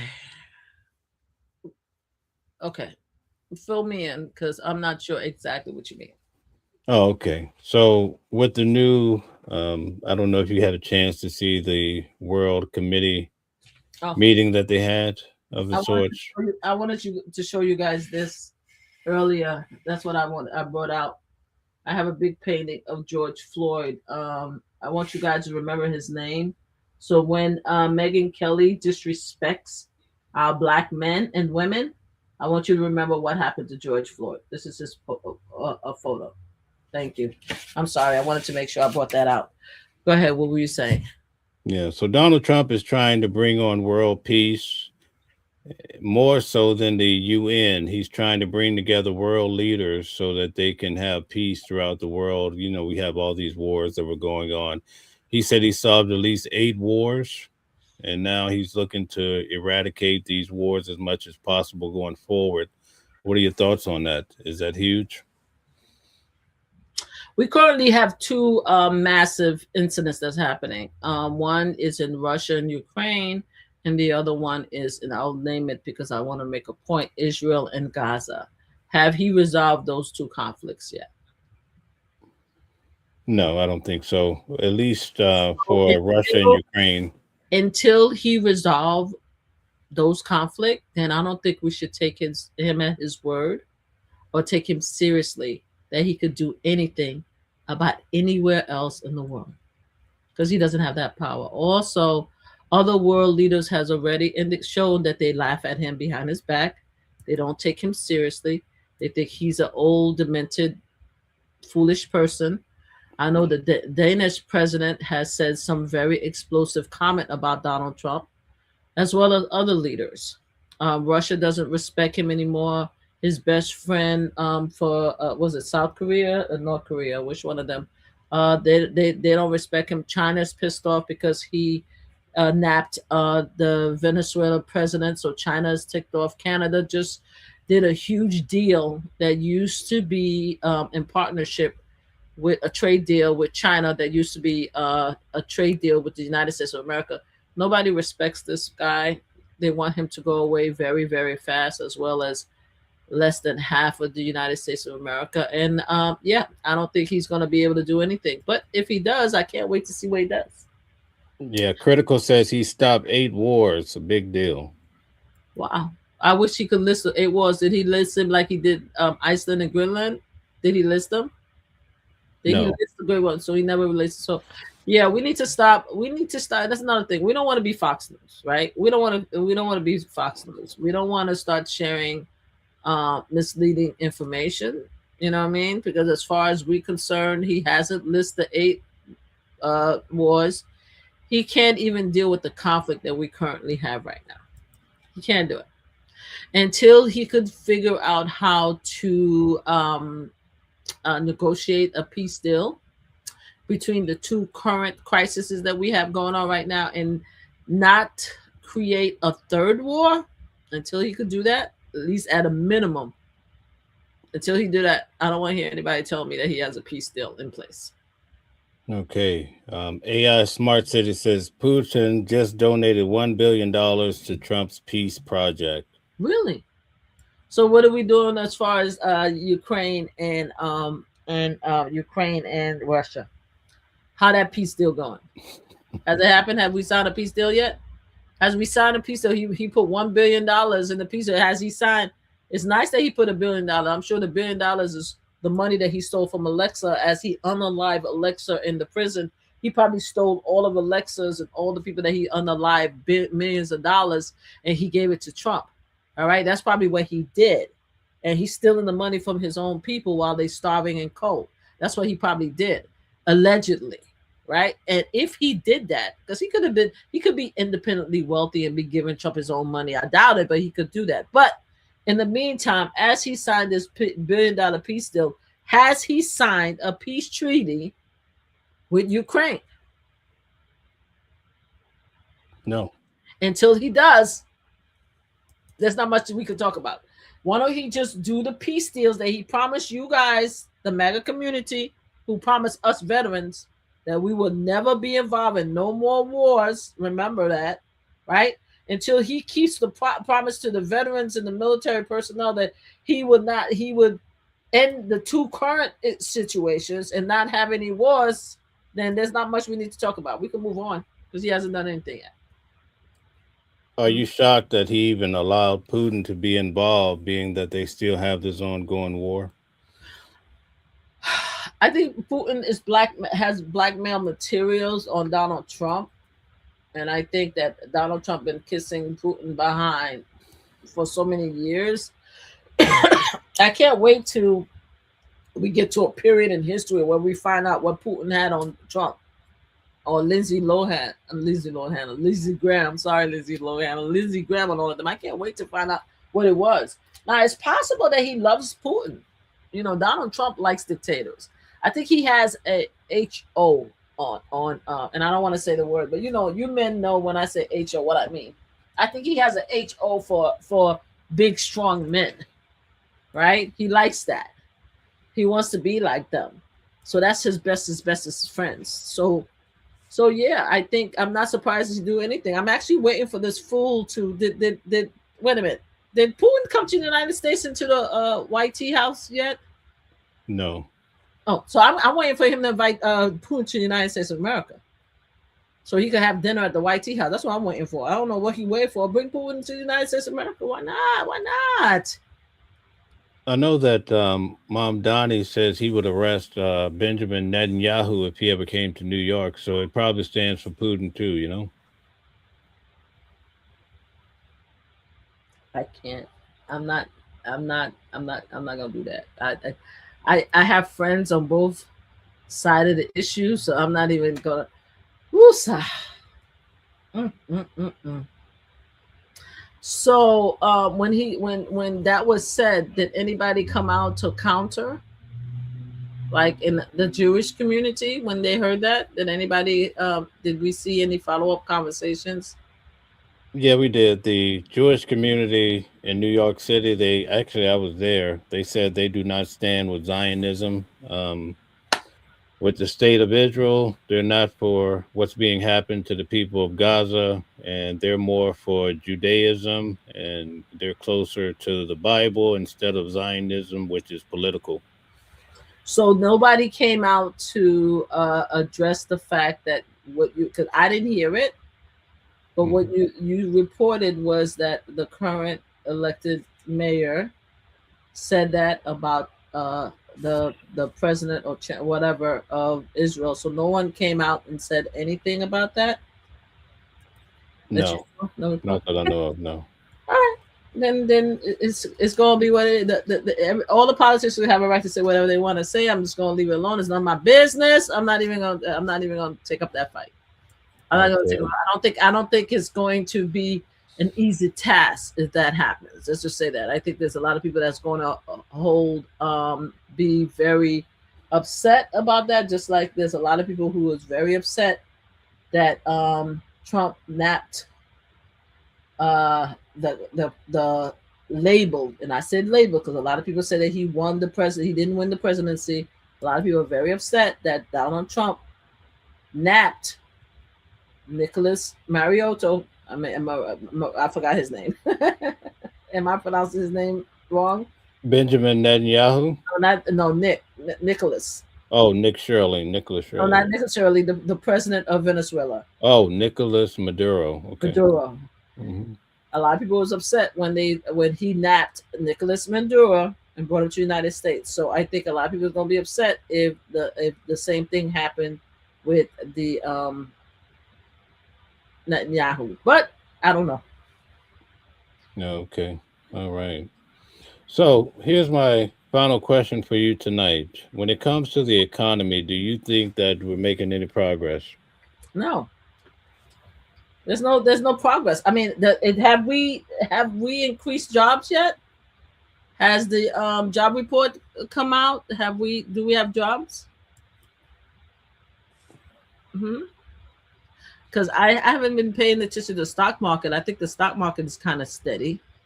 I haven't seen a massive drop, but the stock market is so low now anyway. I don't think it can get any lower. But as far as the job market, how's the reports coming on? And wasn't he ticked off with the federal chairperson and want to get rid of him and the vice chairperson for being honest about the economy? And I thought Wall Street and Bloomberg and all of them who actually are experts in the economy are not very happy about the economy. So if the experts are not happy with the economy, everyday people understand and know that prices are high and that we can't pay for our groceries and our food and take care of our families and pay for our bills, then I don't see what else I need to bring to this conversation. Like, he's doing a horrible job. He's a horrible person who's doing a horrible job. Now, somebody needs to come to me and show me proof that what's the amazing things that he's done. Also, where's my $2,000? Has anybody got their $2,000 down yet? Oh, the inflation is down. Wow. I think the president said maybe later in the year. Oh, later in the year? Okay. All right. Can't wait for my $2,000. So the inflation down, did they say, is there any reporting that's saying that the inflation is down? Yeah. Because I know the Fed chairman had a very interesting press conference the other day, and people were not happy about it in his administration. So, hey, what are we gonna do? What are we gonna do? Okay. All right. Very good. So we have quite a few of the nurses here. In conclusion, what would you say for them as they try to get their contract signed in regards to the strike? Just continue to fight the good fight. Make sure that you keep yourself warm. Make sure that you have a schedule so you guys could switch off and stuff like that. But continue the good fight, because you're doing it not only for yourselves, but you're doing it for your family and your future generation. I'm so sorry that you guys have to go through this. I wish that that the administration, the hospital, corporate will get together and just give you what you deserve, which is living wages, to be able to live in America. I wish, but at the end of the day, I appreciate everything that you guys do. I see you. I mean, I remember recognize all the amazing nurses that helped save my mom during the COVID crisis. You guys help, support, and save people every day. Is not for the doctors, and you guys deserve better. So continue the good fight. I hope that they come to the table and you get your contract sooner than later. All right. Can you tell everybody where they can find you? Yes, I am MamaFlipLive. I have 2 channels. I have MamaFlipLive, where I log in here and I talk my piece about everything political and then some. And I also have MamaFlip slot channel. If you like to watch slot plans and stuff like that, especially if you haters want to see me lose money, please join my slot channel, and you guys could have fun watching me play slots. So that's 2 channels. Yeah. All right. Thank you very much. Nice having you on. We'll see you next week at the same time, 8 p.m. on Thursday, correct? Oh, next week is my birthday. Oh, happy birthday to you. Thank you. So Early birthday. I think the 29th is Thursday. Okay. I will be I love you too. I will be at the casino. I will Mm. try to join. I do want to join you guys on my birthday. All right. So I want to try to join you guys wherever I'm at in my birthday, but just be advised that I probably won't be doing unless all hell break loose with Donald Trump or something crazy happen. We probably won't be do a official live, but if you do, I will do my best to join because I will be at the casino with my mom celebrating my birthday. Okay. All right. Everybody's saying happy birthday to you. You're getting a lot of love. Michael says, is that her job playing slots? Actually, Michael, hold on, Michael. This is what you could do. Let me see. I don't want to get stuck again. Let me see something, Michael. Hold on. Let me see something. Okay. Thank you, Gold Digger, for all you do. Your great work tonight. Welcome in to Brian for being such a great moderator on his first night. I find that Brian Cantrell did a great job. Thanks to Stella and Thank everybody you. else that moderated tonight. Okay, I'm gonna share something for Michael. All right, because it's very easy to find me. Let me share something with Michael.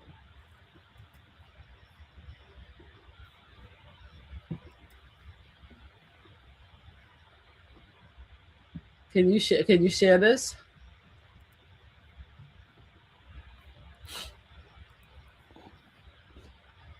Okay, go down. Go ahead. Can you roll down or me? Oh, me. No, you have to do it. All right, Michael. This is me. All right. This is me. This is me receiving awards. This is me advocating. This is me right here. The mayor gave me an award for saving a life on the train station. You see the mayor, former mayor right here. This is me. This is me with Kamala, my vice president, Kamala Harris on this side. I don't know if you guys can see it on the right hand side.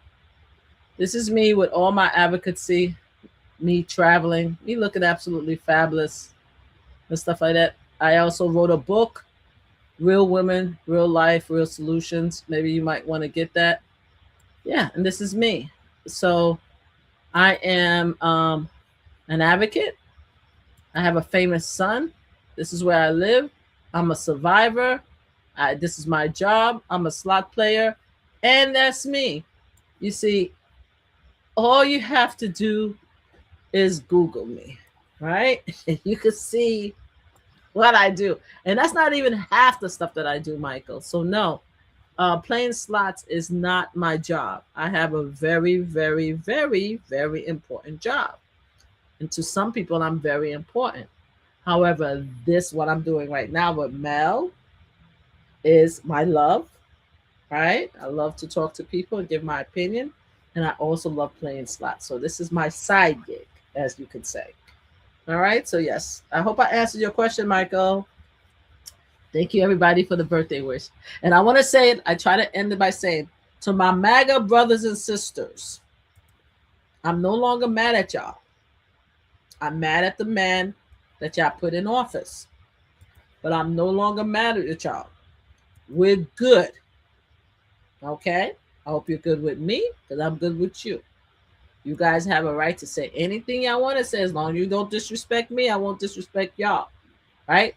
But I'm going to tell you on a continuous basis what I think about the guy you put in office, just like you told us since 2015, actually since 2008, how horrible our president was. It's just fair. You guys run the country now. So it's our turn to criticize you guys. You understand what I'm saying? But there's no hate. We're good. We're all one big dysfunctional family. Thank you for having me, Mal. Okay, Brian Cantrell, our new moderator, says Mama Flips was military, so I thank you for your service. I have freedom due to you. Thank you so much. Yes, I am a Marine veteran. Also, I'm a Marine veteran, sharpshooter. Just want to let y'all know. 2 points away from expert. Long story. Really? 2 points away from expert. How long did it take you to get there? Actually, to become a sharpshooter. Yes. I have an amazing story. So I was completely unsat as a recruit in the military. Like the unsat mean unsatisfactory. So when I got there, I couldn't wake up. My drill instructor had to push me out of bed and had to keep yelling at me to get up because I always used to oversleep. I wasn't great. I was okay with making beds and shining my boots, but my uniform was unsat. I was just like just a young, naive Brooklyn girl, was not an athlete or anything at all. The bravest thing I did is that I didn't know how to swim, and I jumped out of the rappelling tower just to jump in the water. They were like, "Oh my God, you're crazy! You don't even know how to swim," and I had to learn how to float. But when I got to the rifle range, after everything, I mean, my assistant drill instructor couldn't stand me.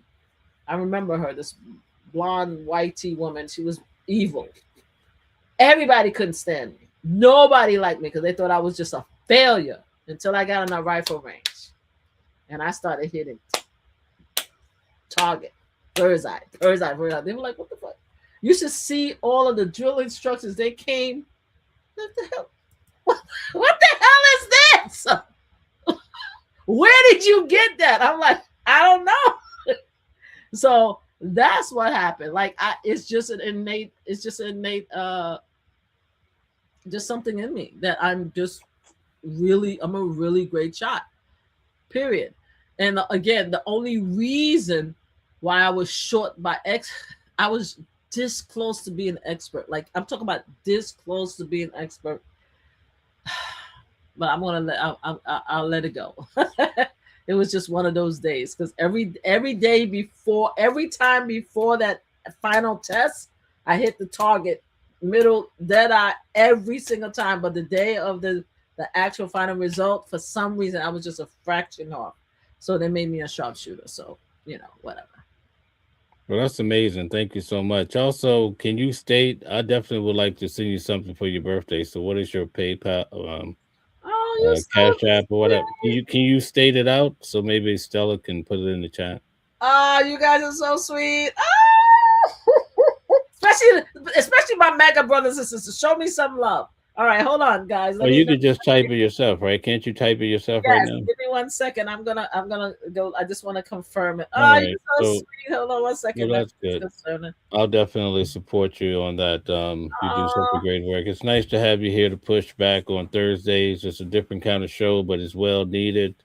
Thank you. And you have quite a few fans in the audience, although you get a lot of pushback. So it's all good at the end of the day. Guys, don't get me wrong. Sometimes I feel bad for Mel. That's our host right now, and I tell him, I said, "You know something? Am I too much?" And he's like, "Nope." He's like, "Nope. I want you to be just the way you are," and I appreciate that. Because you know something. First of all, I enjoy talking to Mel and being part of the show, but I also enjoy talking to you guys, even the ones that criticize me. I read your text, and I enjoy being able to have these conversations because we need to. Even if we disagree, we need to have these conversations, guys. We need to be able to understand each other, right? Here it is. I just put it in. Here's my take real quick. All right. Yeah. If Nick Fuentes and all these guys can sit back and run their mouth and get all this publicity behind it, then you have every right to express yourself too. So I don't have a problem with it. No, and thank you so much. And I agree. And if they want to criticize, right? They want to criticize. They want to have they say. We should be able to have our say too, because the thing is, we have to have a back and forth conversation. But I do want to say, since you mentioned Nick Francis, I know we're closing. I do want to mention something we need to discuss. They did the autopsy for Renee Nicole Good. Did you see the autopsy? Did you read about it? No, I didn't see the report. Okay, so apparently, the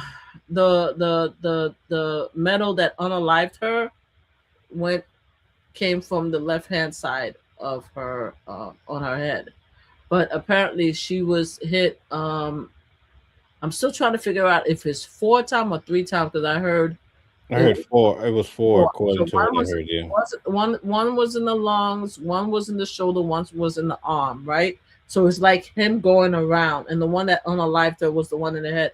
They said that she actually lived 8 minutes after she was pew, and if they got the help that she needed, then it's possible that she would have had a fighting chance to live. So I'm just saying, no matter what side of the argument people are, the fact that he continued to pew and actually the actual last pew was not the one facing her, like everybody's alleging that he pew her because she hit him, and that wasn't the one that unalive. Is the one where he was clear of the vehicle and then he put one in her head. That, to me, he needs to be brought up on charges, and I hope that I don't care how long it takes. I don't care if we have to wait until Donald Trump leaves office. He needs to be brought up on charges, and he needs to see a juror because he unalived that person, and I think that he murdered her, and I removed the N word. That's my thing. So again, I just wanted to mention that God rest Renee Nicole Good, the family. I think there's a lawsuit. They're actually a civil lawsuit going after the family. I hope they get all of that $1 million that the MAGA community, love you guys, help him raise. I hope they drag him for the rest of his life for unaliving her, and I hope that he goes to trial. And that's what's gonna happen. It's gonna happen. It's gonna happen. I promise you. You see, what happens is that every 4 years, like for example, if you had told us 4 years under the Biden administration that DOJ would try to arrest Don Lemon for covering a story, we would have said that wouldn't have happened. If you had told us 4 years ago that there was going to be a white team, not a black male, because we know that the black men are unalived in camera on film all the time by the police officers and everybody else. We know that people don't care about black lives. We know that. But if you had told us that a white T woman would have been unalived in Minnesota by a white T male on live stream, I would have said, no, that wouldn't have happened. Even under Trump, I would have been like, no, and I don't like Trump. I would have said, nah, he ain't gonna do that. That's not. If you had told me that DOJ would have been the personal vindictive crime spree for Donald Trump, I would have said 4 years ago, nah, it would have happened. If you had told me that Donald Trump would have, not Donald Trump, that his administration would have gone after Letitia James, James Comey, and all these other political people, I would have said, nah, it's not gonna happen. You understand? There's a lot of things. If you had told me, and I got a good one. If you had told me that the MAGA community would have been the driving force to try to get Donald Trump to release the Epstein file, I would have said, hell no. If you had told me 4 years ago that a MAGA young man would have unalived CK, I would have said, no, absolutely not. There's no way. If you had told me that a MAGA would have tried to pew allegedly, because I don't believe that the pew happened, Donald Trump, I would have said, no, you're lying. There's so much things that I would have told you guys would never, ever, ever would have happened that happened now. So I promise you this. They're going to arrest him. And not only are they going to arrest him, if we have a Democratic president, because he's going to have to live, he's going to live a long time. You see, there's no statute of limitation when it comes to murdering somebody. So if we have to wait until Donald Trump is no longer here, he goes to Hayes, and he's out of here, and they have a Democratic president, they're going to arrest him. And if Donald Trump pardoned him, they're going to find state crimes to arrest him. He's going to be arrested. Look at Kells. Look at O.J. Simpson. They're going to arrest him. So y'all could go ahead and say they're not, but it's going to happen. I promise you. And I hope that I live long enough to see that day, because I want to cover the trial. Yeah, I think when it comes to the officer, I don't think he's going to be arrested because her vehicle struck him in the hip or somewhere. somewhere in his body. So it's going to be a tough. That'll be a tough one to pull off in court. You know how tough it is in court. It's not. And here's another thing too. There was more people lives that could have been impacted. So, and also there was a dog in the car, right? Lucy Macbeth, who's a great friend of mine, her son Jordan was unalive. He was the hip hop music unaliving situation that happened, and I think it was in Georgia. At first, they didn't want to arrest him because they said that he felt scared for his life, right? The guy that was eventually, he was coming from a wedding. He heard the music. He puked in the car. And he said that he's scared for his life because he saw a medal raised. So at first, they didn't want to arrest the guy. And Lucy Macbeth and different people had to push for his arrest. So when they arrested him and they went to trial, the first trial was a hanged jury, right? Because they believed the story. The second trial, they got him for putting the lives of other people in danger. That's how they got him.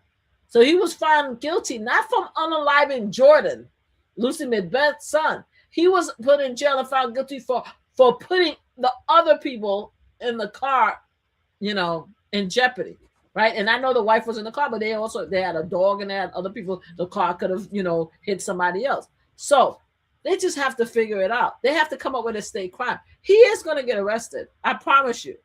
It may not be a federal crime, but he's going to get arrested. I promise you. We'll see. But we'll see who's right. I'll be shocked. It'll be. I think hell will freeze over. Yeah. We'll see where hell freeze, because hell freeze over now. We in hell now. Shit, they voted for Donald Trump twice. Who knew? Who knew? If you had told me 4 years ago that Donald Trump would run again after what he did, I would have said hell no.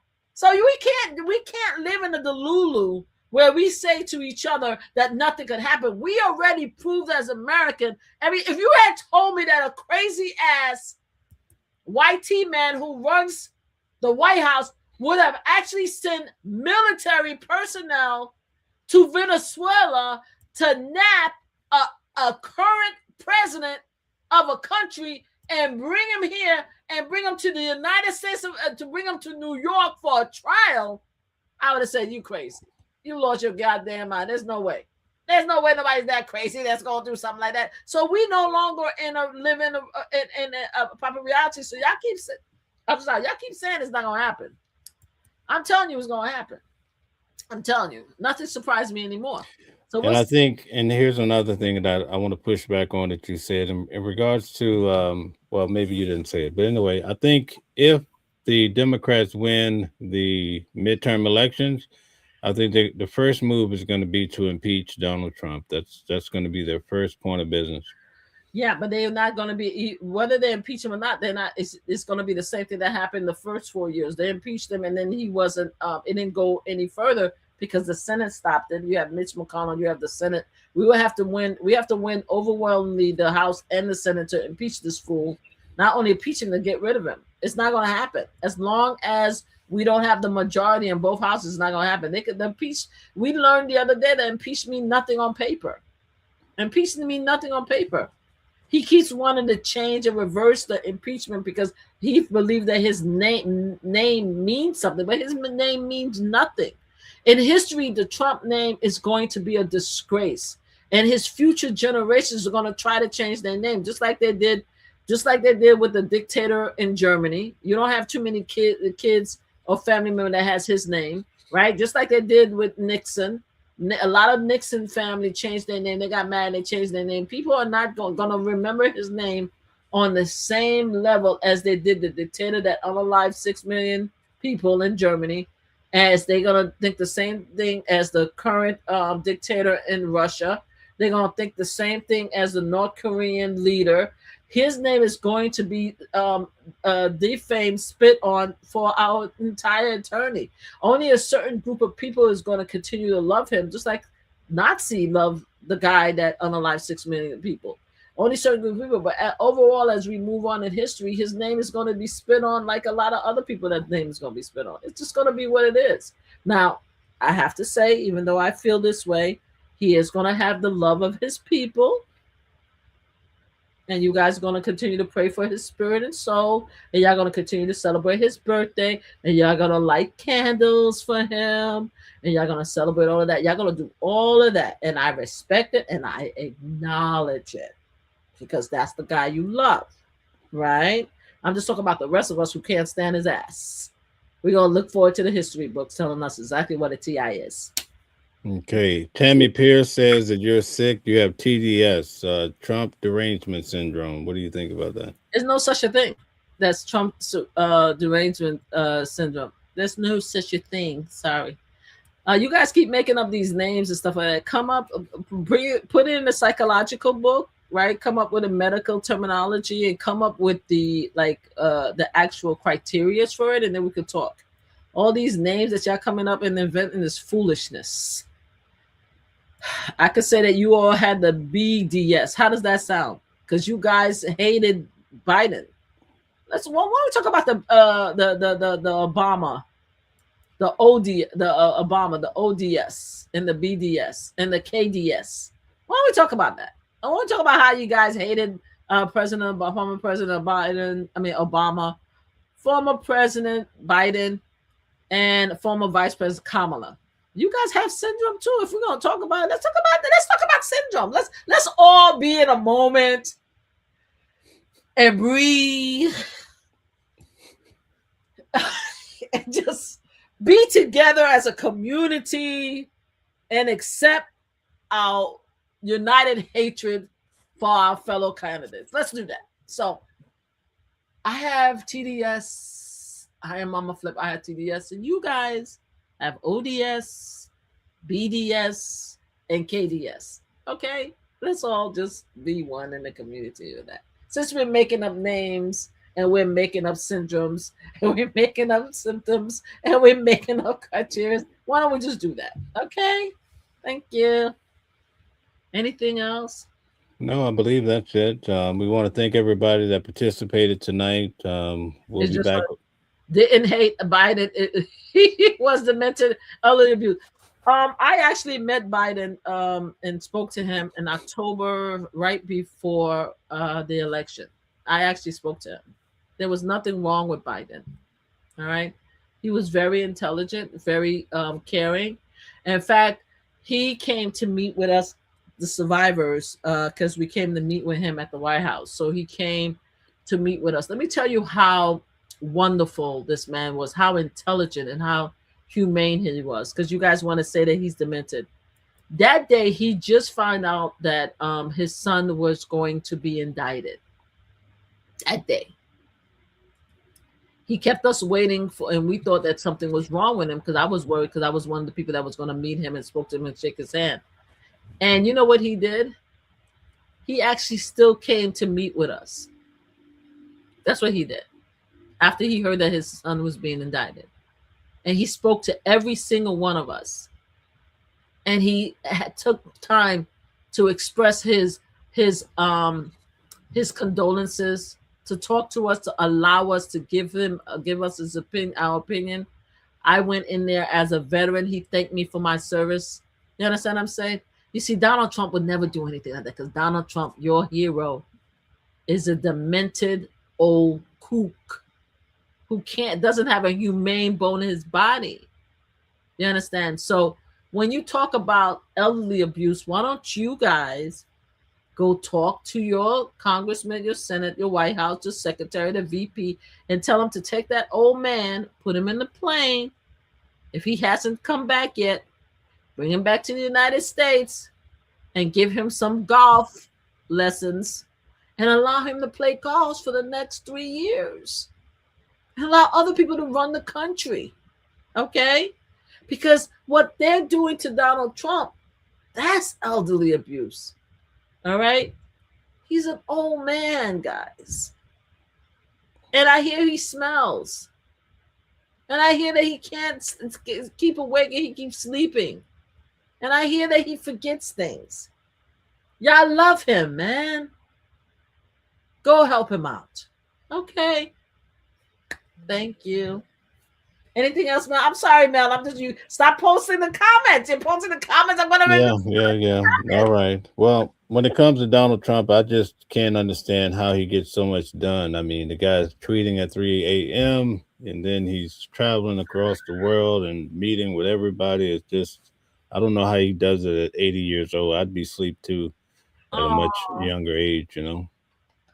So well, some people are saying, I'm not saying it. I'm not saying it. Please don't come.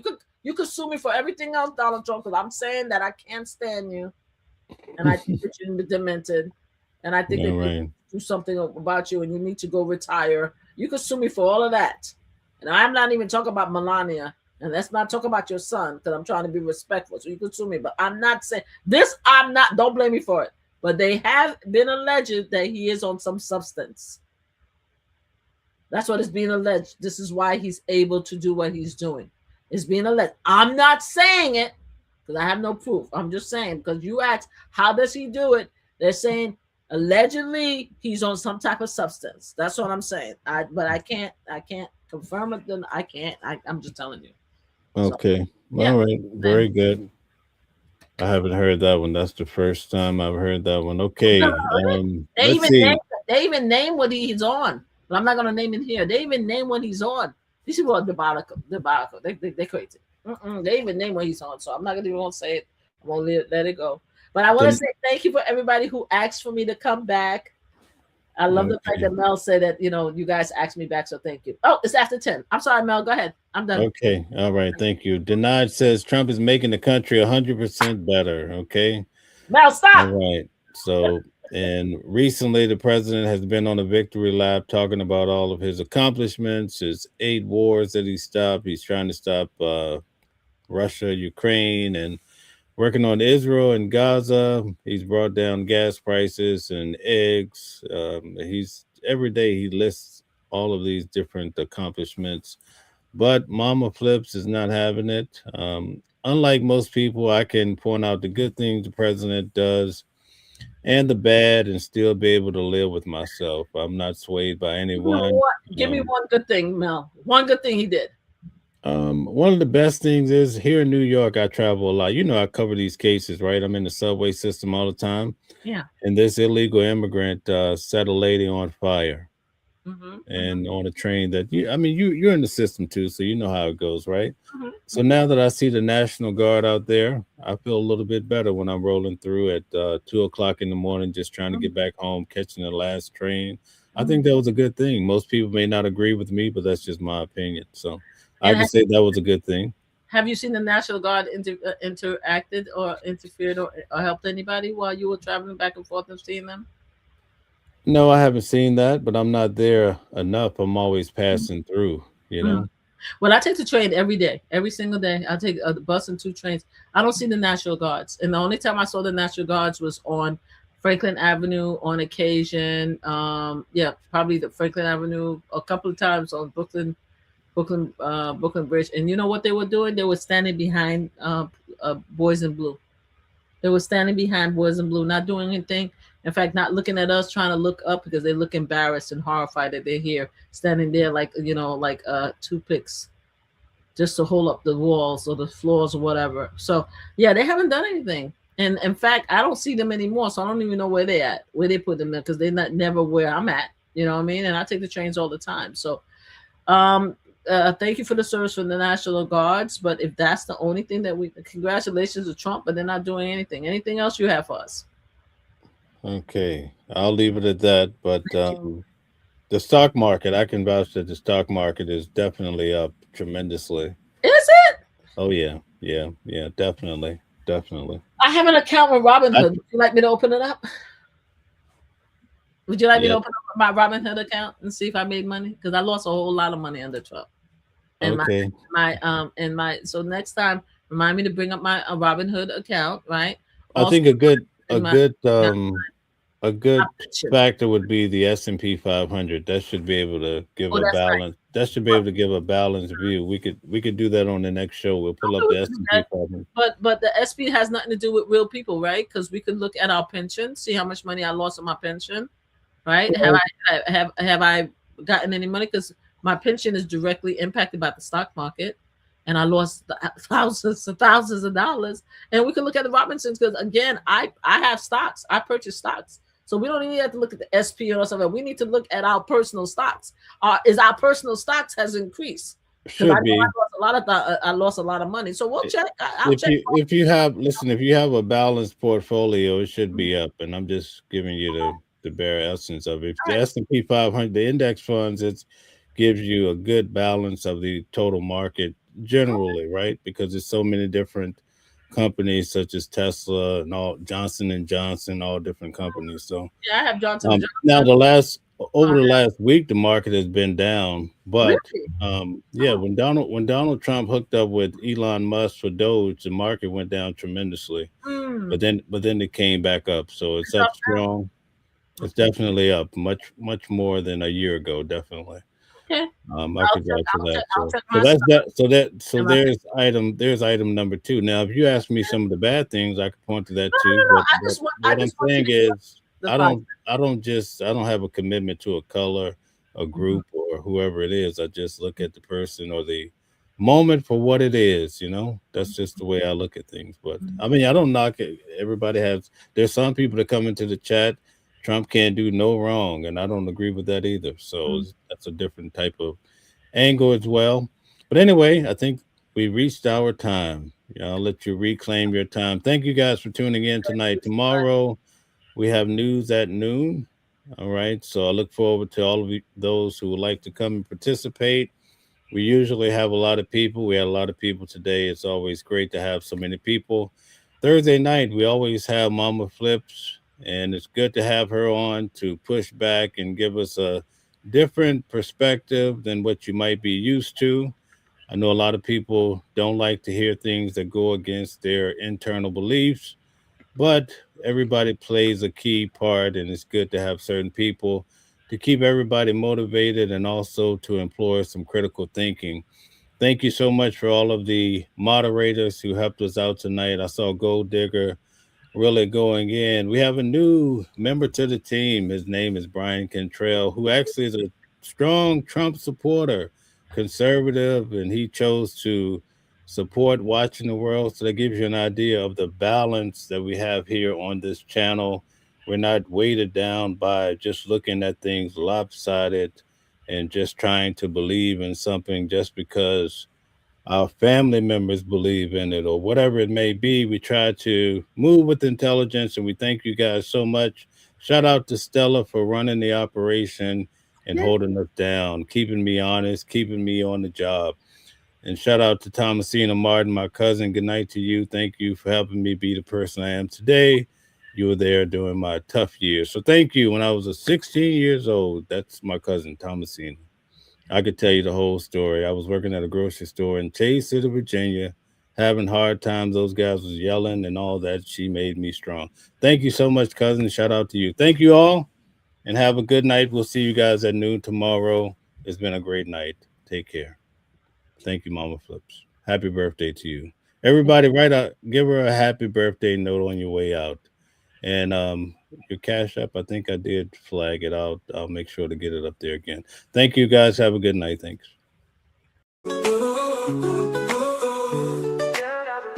Different voices, but the same song. Living a world where we all belong.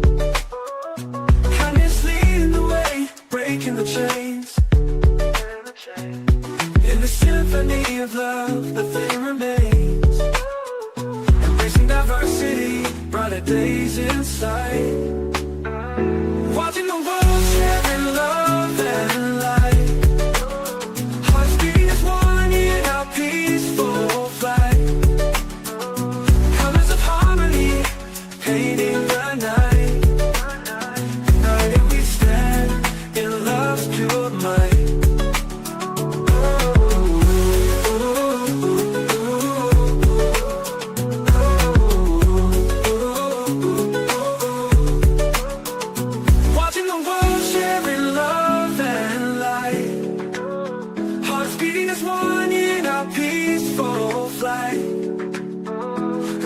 Harmony, painting the night. United we stand in love's pure might.